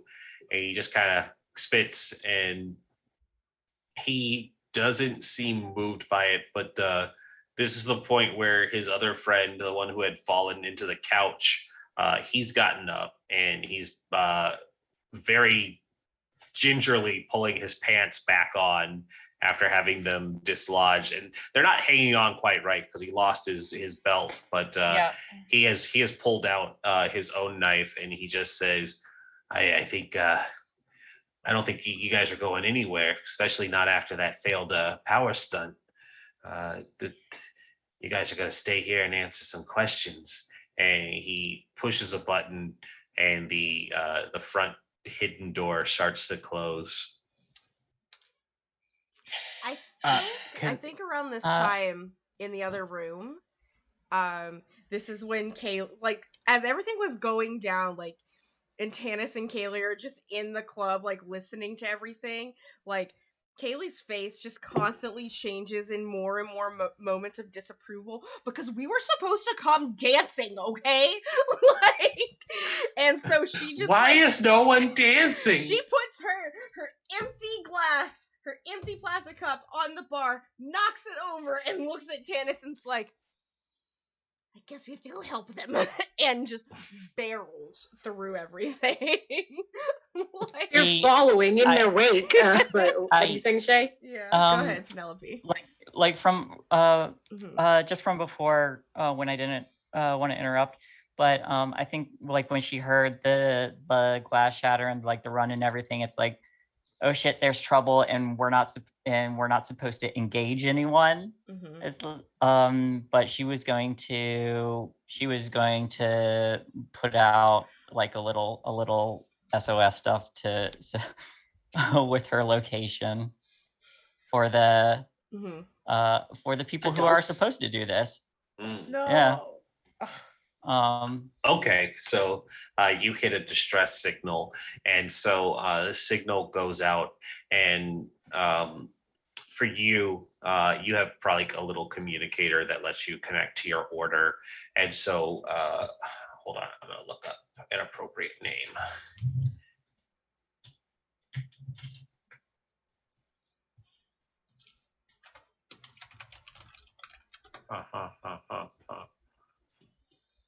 I need a cooler sounding one. This is like a hero name? No, I was looking for angelic names. Oh, you have Metatron. yeah, Metatron. That'd be too high above their pay grade to Oh, come intervene. okay. Their twin's name is Sandalphon. Sandalphon. Mhm. I do like that. Yeah. Hi, my name is so Val. I you love angels. and so you get a confirmation that Sandalphon is nearby and heading to the scene. Sandalphon, protector of the unborn children. Because someone was having sex on the roof. Yeah, I'm gonna get Stern talking to. Yeah, I'm sure. And so yeah, you get this. You have this like ETA 3 minutes, and you know that most of the higher ups who answer these calls usually arrive by like I'm gonna go ahead and rip from another medium, but the Sisters of Battle, who have their like jump packs shaped like wings, that's what they have. They have these like angelic wing jump packs, and so we just see like a different shot coming from somewhere within the city. Just this battle nun with her wings, they extend, and it just and she takes off into the night sky towards where you guys would be. And so it says ETA 3 minutes. Is my drunk partner passed out? Sure. Yeah, I just take a cigarette and I take a drag, flick it off the roof after putting it out. And then I just tap the little communicator. I'm like, you guys got 3 minutes before my sisters arrive. Oh, Okay. We gave them an out, and they didn't take it. Yeah. Can I make a card jack to keep the door open so our friends can come in? Absolutely. Try and unleash more powers, especially now that these guys are barreling down on you with knives. And Revolver wanted to do something. Oh, I was gonna say because we're barreling it towards you. If we get there in time to see the door kind of almost closing, they were gonna like pull a thing from Adam's family and throw their hand in there. Back up until they could get in the room. I like that too. All right, so let's do revolvers first to see if this hand slips by, because the hand can definitely get in to be there, even if Samael's boot doesn't hold the door. So you detach. I'm just going to say you can do it, and then you can just tell me what the hand is going to do when it gets in there. Okay. So what is the intent of once the hand reaches? Is it just going to like full on kung fu thing at one of the guys? Yeah, if it can, like if I could throw it, if I could see anything, like some type of thing, anything to like aim on. Okay. I'm for it. Yeah, roll me a direct engage with this hand.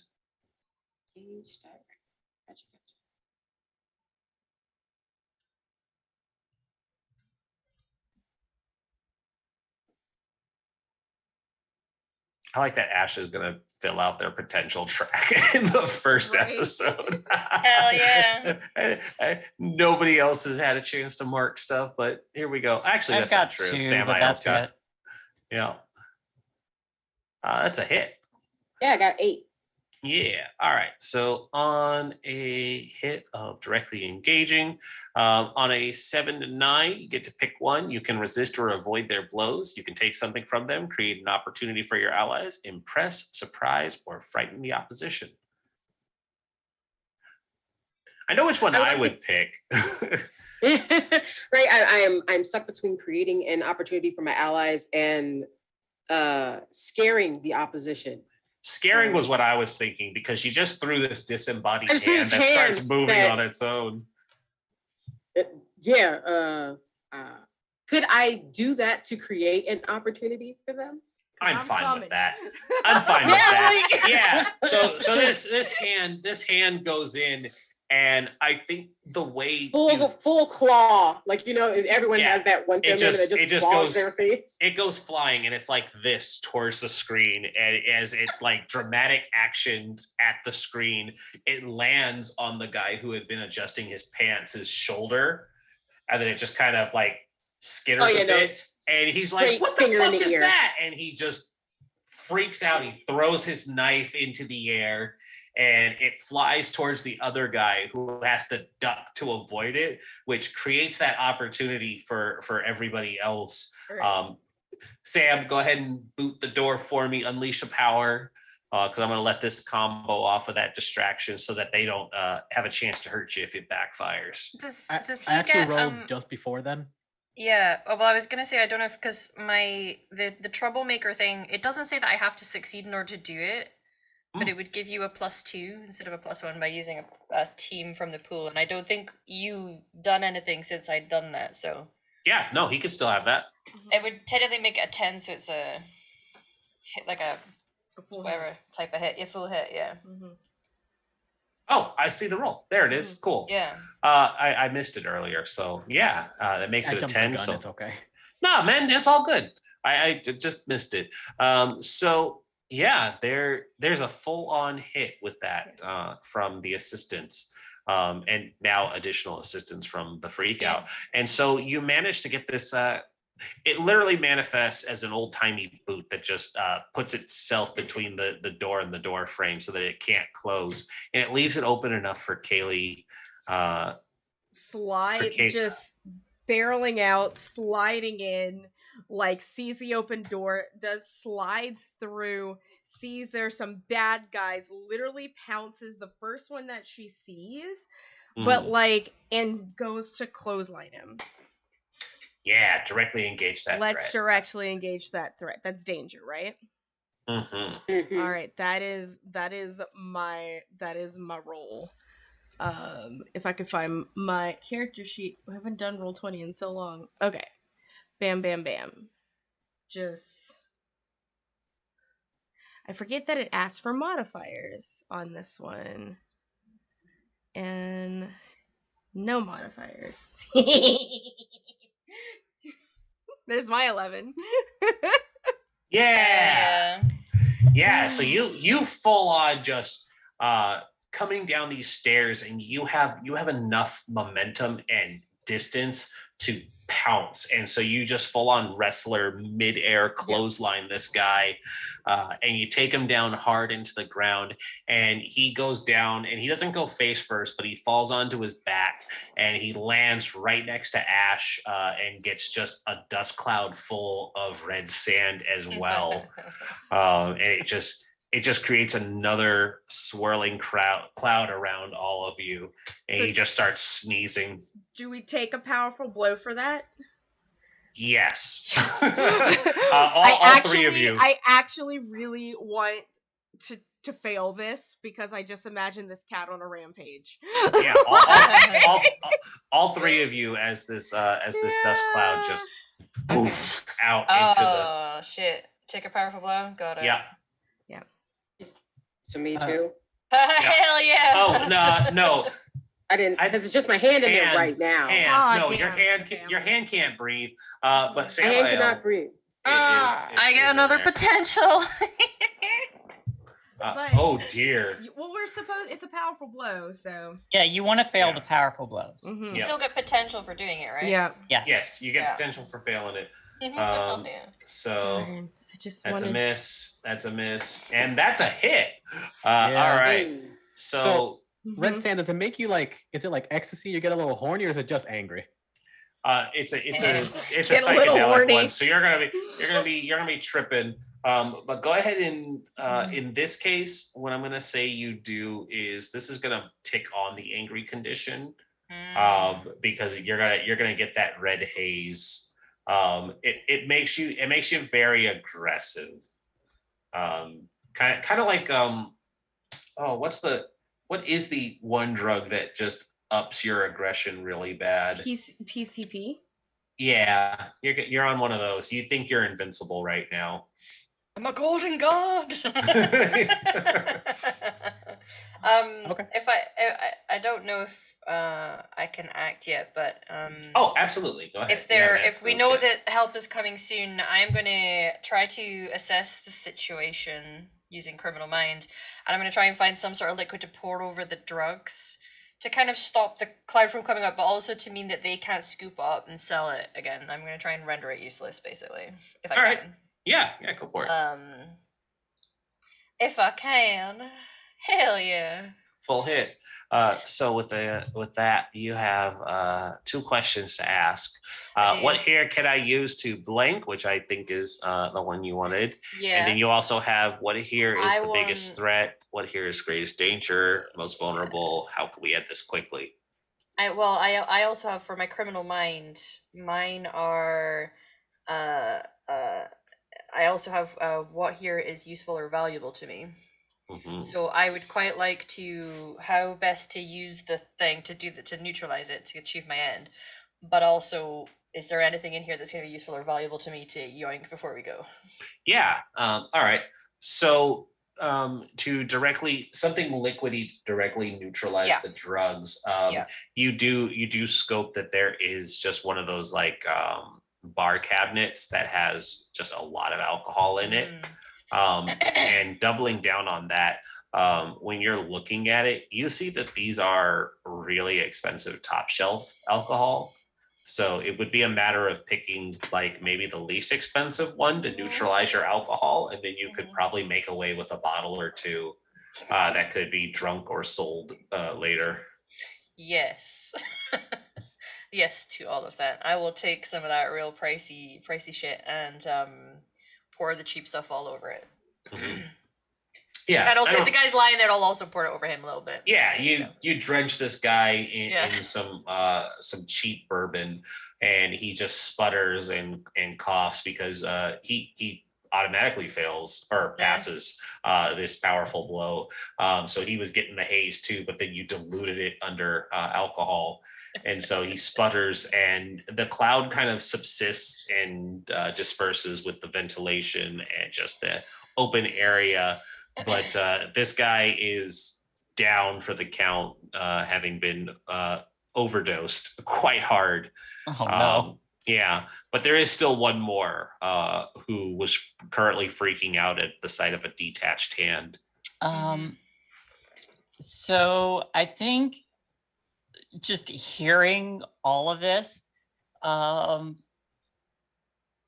he's like, oh my god, just like gently like puts the jacket over her partner now that they're done, and she's not even like completely dressed. She just forgoes putting on the bra, just throws her top back on, and she's gonna start making her way down. I would like. Am I able to roll freak to do like a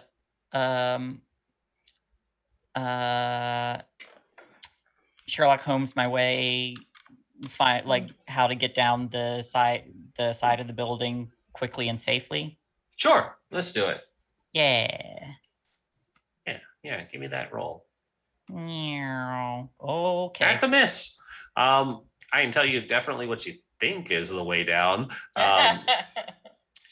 I think you are able to deduce the way down. The problem is you're in heels, Oh, some dancing heels, and yeah. so you don't have a good grip. So I know I cycle back to this a lot, but it's really the only move I can do. Take a powerful blow for falling. Yeah. You're doing the milk crate challenge. Yeah, you exactly in heels. Yeah. Yes. You guys, oh, wow, like Two of us are impressive. definitely gonna pack In out these heels. potentials. Impressive. Yeah. Just reversed your rolls. So yeah, you hit the ground with a very painful thud. You're gonna feel it in the morning, but it's not anything life-threatening. You're probably a little tipsy and probably just a little leg wobbly from everything. So climbing down a building probably wasn't the best idea, but you're alive. Cool. Ow. Okay. No parkour after fucking. Okay, got it. I lumped my way down the stairs. Just to be ready to defend anyone if I have to.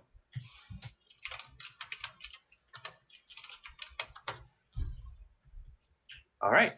Let's do some closing actions here to wrap this scene up. There's still this one guy. Anybody who wants to just take him down? I'm gonna say maybe Kaylee.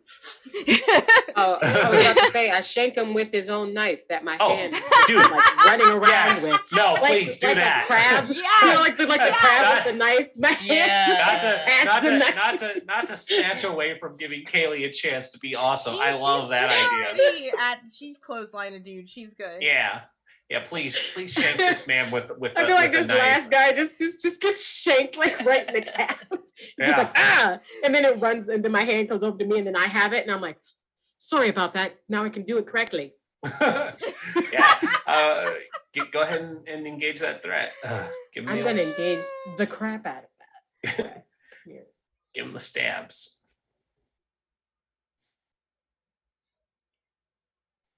I want this to succeed so bad. I've been doing okay. I've been doing pretty good. Did it We've all roll? been doing great. I haven't seen anything come up yet. Oh, I pushed it. Let's try it again. Hasha. You have to check. There the it is. big- Yes, Yeah. I got a 9. You got a 9. All right. So with a 9, you get to pick one, resist or avoid their blows, take something from them, create an opportunity for your allies, or impress surprise. Probably just for the sake of this being the thing that takes him down, you can resist or avoid their own counter blow. And so you catch him right in the calf, and he just howls out in pain, and he goes down, and clutching his leg, and he's like, "Oh, why the fuck is there a detached hand?" And that's when they pick it up and go, Yep. sorry, now I can do this correctly. Yeah, and now you have this, and this is about when Penelope comes limping down the stairs as well, and you have these men thoroughly in your grasp, and Ash has gone back to the liquor cabinet and is grabbing whatever they can because Penelope has told them they've got about 45 seconds to get out before this angel arrives. We're gonna be in a fuck ton of trouble. Yeah, and so we see this because there's 5 minutes. I'm just gonna fast track us here. Yeah. I'm about to say, can I get us out of here? Yeah. Oh, yeah, absolutely. How? Tell me how that works. We'll do that. Oh, cool. Well, I mean, to be fair, I just shanked a guy. There's blood. I would like to draw a circle and transport us out of the building. Yeah, give me one last roll. Unleash your power, and take a +1 forward for using someone's blood. I like that. Nice. So it's a full on 10. Hell yeah. Okay, so it's another. It's unleash my power, so freak, which is still good. Plus freak. And then you said a +1. Cha. Submit. 13. Oh, nice. Yeah. Is there a So specific location we're going? The last place, the circle always takes me to the last place I feel safe, so it would take us all back to my dorm. Oh, Penelope's not gonna want to go. No?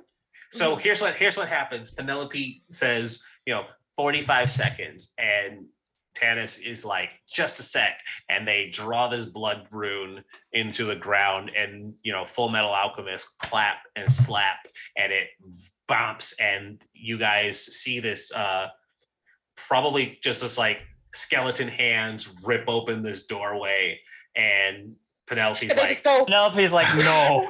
yeah, Penelope's like, nah, I've seen thanks, this though. shit before. And so everybody else is like, okay, bye. And so you guys run through. Ash, 2 bottles in hand, scene from just Angel Beats. ducks in. I imagine that like Kaylee doesn't know that it's happening and just literally falls through the portal.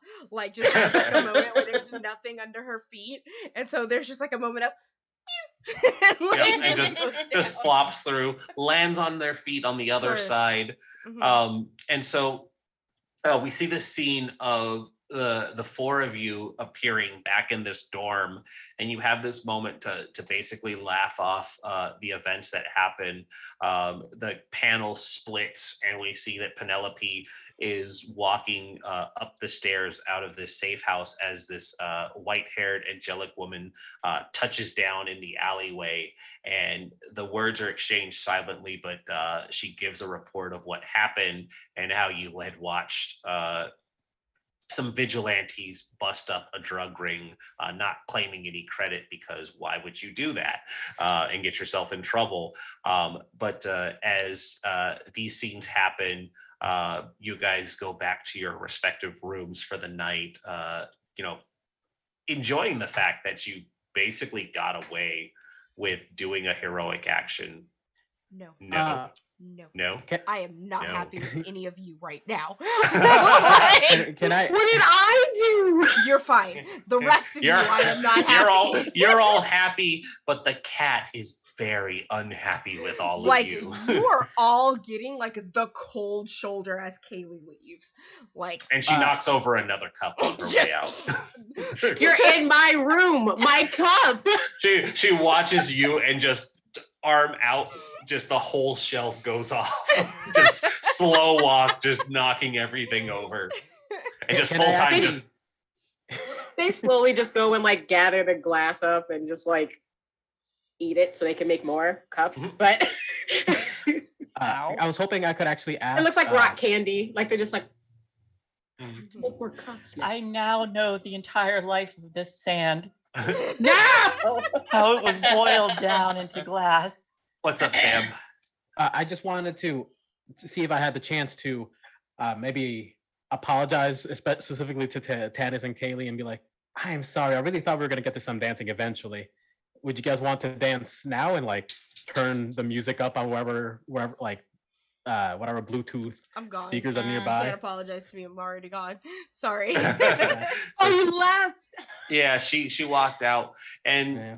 I think though, with his attempt at an apology, maybe as she storms out, we can touch on that next week. That's what I'm thinking. Yeah, we're down to the minute wire, and I want to close this out. Questions. Yeah.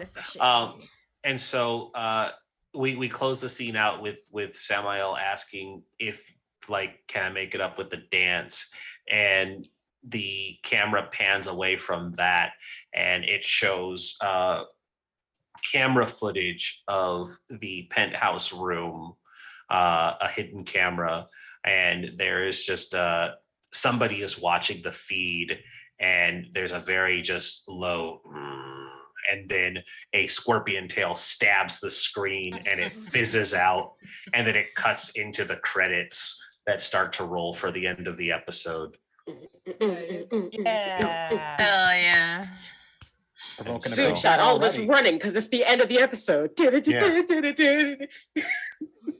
And so we do have some wrap-up stuff here at the end. It's been a while since I've done this. I gotta remember what these questions were. It's okay. I literally ran this game yesterday. Yeah. I run 2 basket games a week. Hey! Right, here it is. I got it. That's a lie. Mhm. End of session. Wait for At the end of every session, you guys get to choose one. Did you grow closer as a team? Did you grow into your own image of yourself, or did you grow away from the team? And each of you has a chance to explain why, and different things happen based on. Yeah, it's on an those. individual thing. It's listed in Mhm. basic moves for on that sheet if y'all want to look at it. Yeah, it's Mhm. the very last page on the left there, guys. It's just end of session. Mm-hmm. Okay. Just I guess go in order, right? Yeah, Just yeah. go- We'll go Oh, go okay. we'll go in the same Well, order. if So that is the case, then order as we introduce Yeah, yeah. ourselves. or Yeah. order? Yep. Let's just do that order. Keep it kosher. Cool. Well, if that is the case, then Tanis definitely grew closer to the team, specifically Kaylee. Meow. But that is the first time you gained influence over me, so you can't switch my labels this time. So I got influence but over yes. you now. And then you can Yeah. also clear a condition or mark I potential. Yay! I already have influence over you. Do you already have? I thought the You two have- people who had you- influence over me was Ash and Sam. I thought you gave it to me because you're the one that you're feeling guilty about because you created the technology that turned me into a cat girl. Ah, yes. Yeah. The guy bought it from my dad. Yeah, you went back to that Yeah, one. you're Yeah. you're 100% right. So Yeah. you do get to switch my labels then, yeah. Okay, so I will go ahead and switch your savior up and your freak down from that moment. Yeah. Okay. Mhm. Savior up. Mhm. Free down. Mhm. Okay. It has been done. All right. And so the next one would be dear Sam. And this is did we go closer as a team or farther, or did I go Yeah. closer or farther? Your options this- are Go grow ahead. closer to the team, grow into your own image, and grow away from the team. Mhm. And for grow closer, you explain who made you feel welcome, and you get influence over them, or you can mark potential.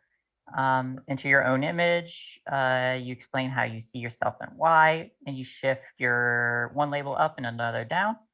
And then away from the team, explain why you feel detached, take influence away from another character.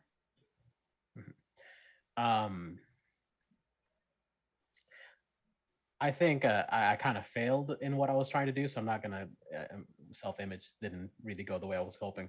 But I'm gonna say grew closer to the team, specifically Ash, with just hey, want to get up to some nonsense and do some bad things? Don't do crimes. Be gay and do Oh, crime? yeah. Be gay, do crimes. I would like to be gay and do the crime space. It's Ash's brand. And what happens with that? You can clear a condition, which probably is a good idea, or mark I'm potential. gonna do that. Mhm. I'm not gonna do that. Not about to be angry next does week. Does Ash have influence over you? Yes. Then Ash gets I to believe- switch your labels. Yeah, shift one up, one down. I'm going to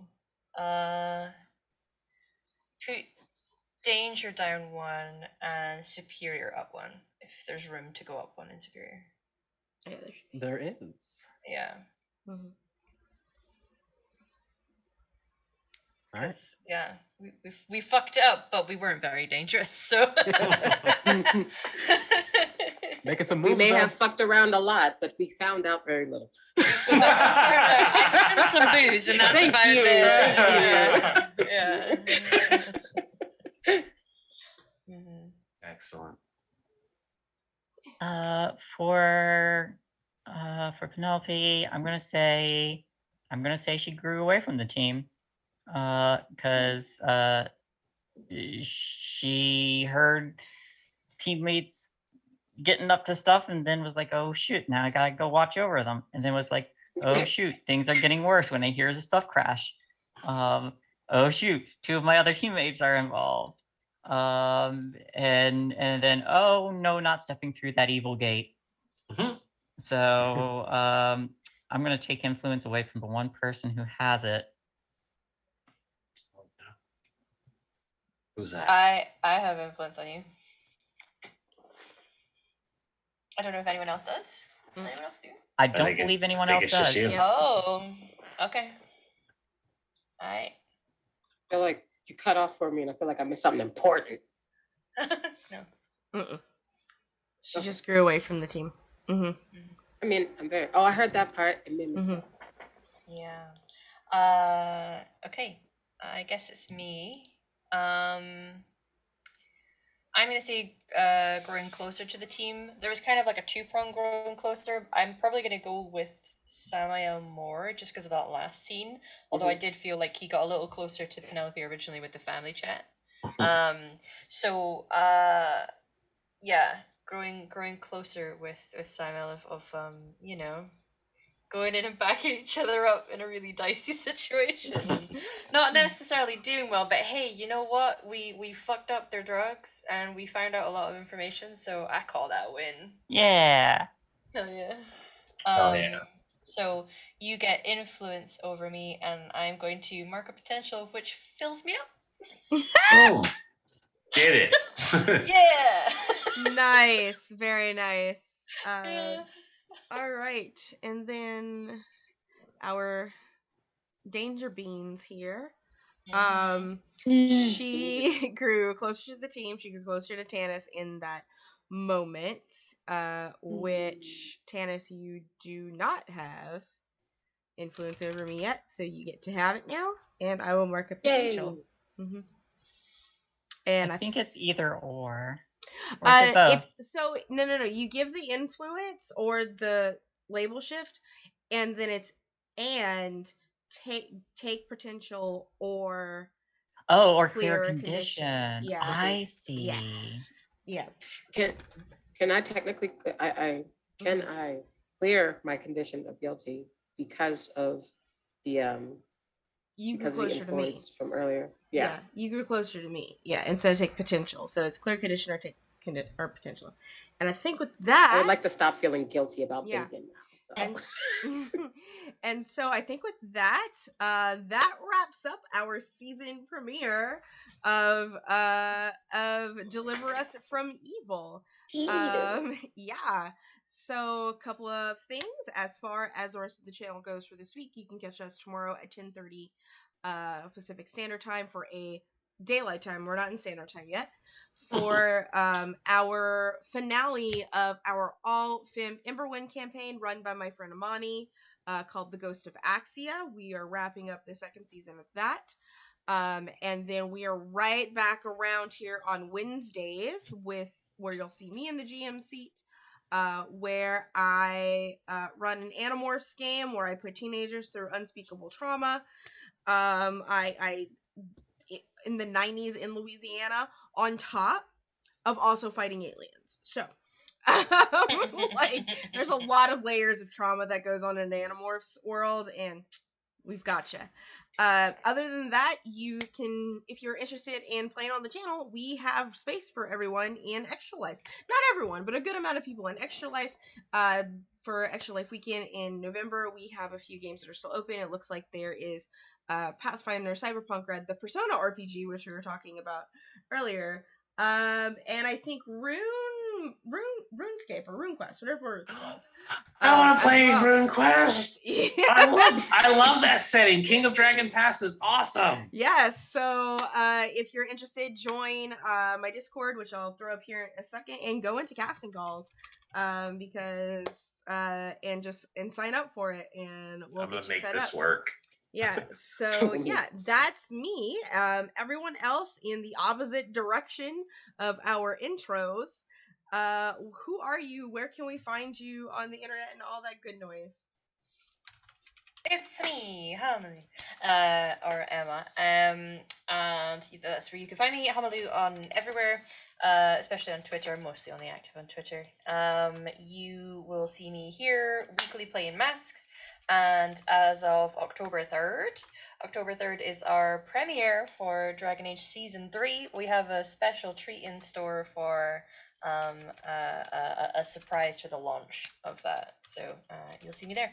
I'm also going to be involved in Extra Life, which I have been for the past couple of years, and I'm stoked. That's me.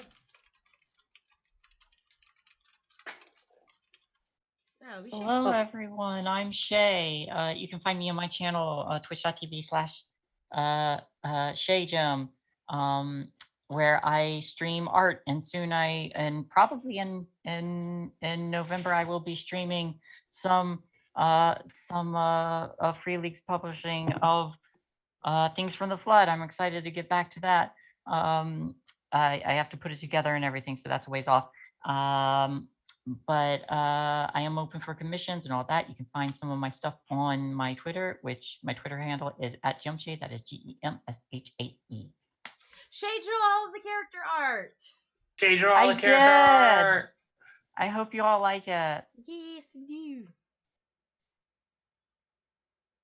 Good stuff. And I'm Ali. You can find me on Twitter as @CryptidDelta.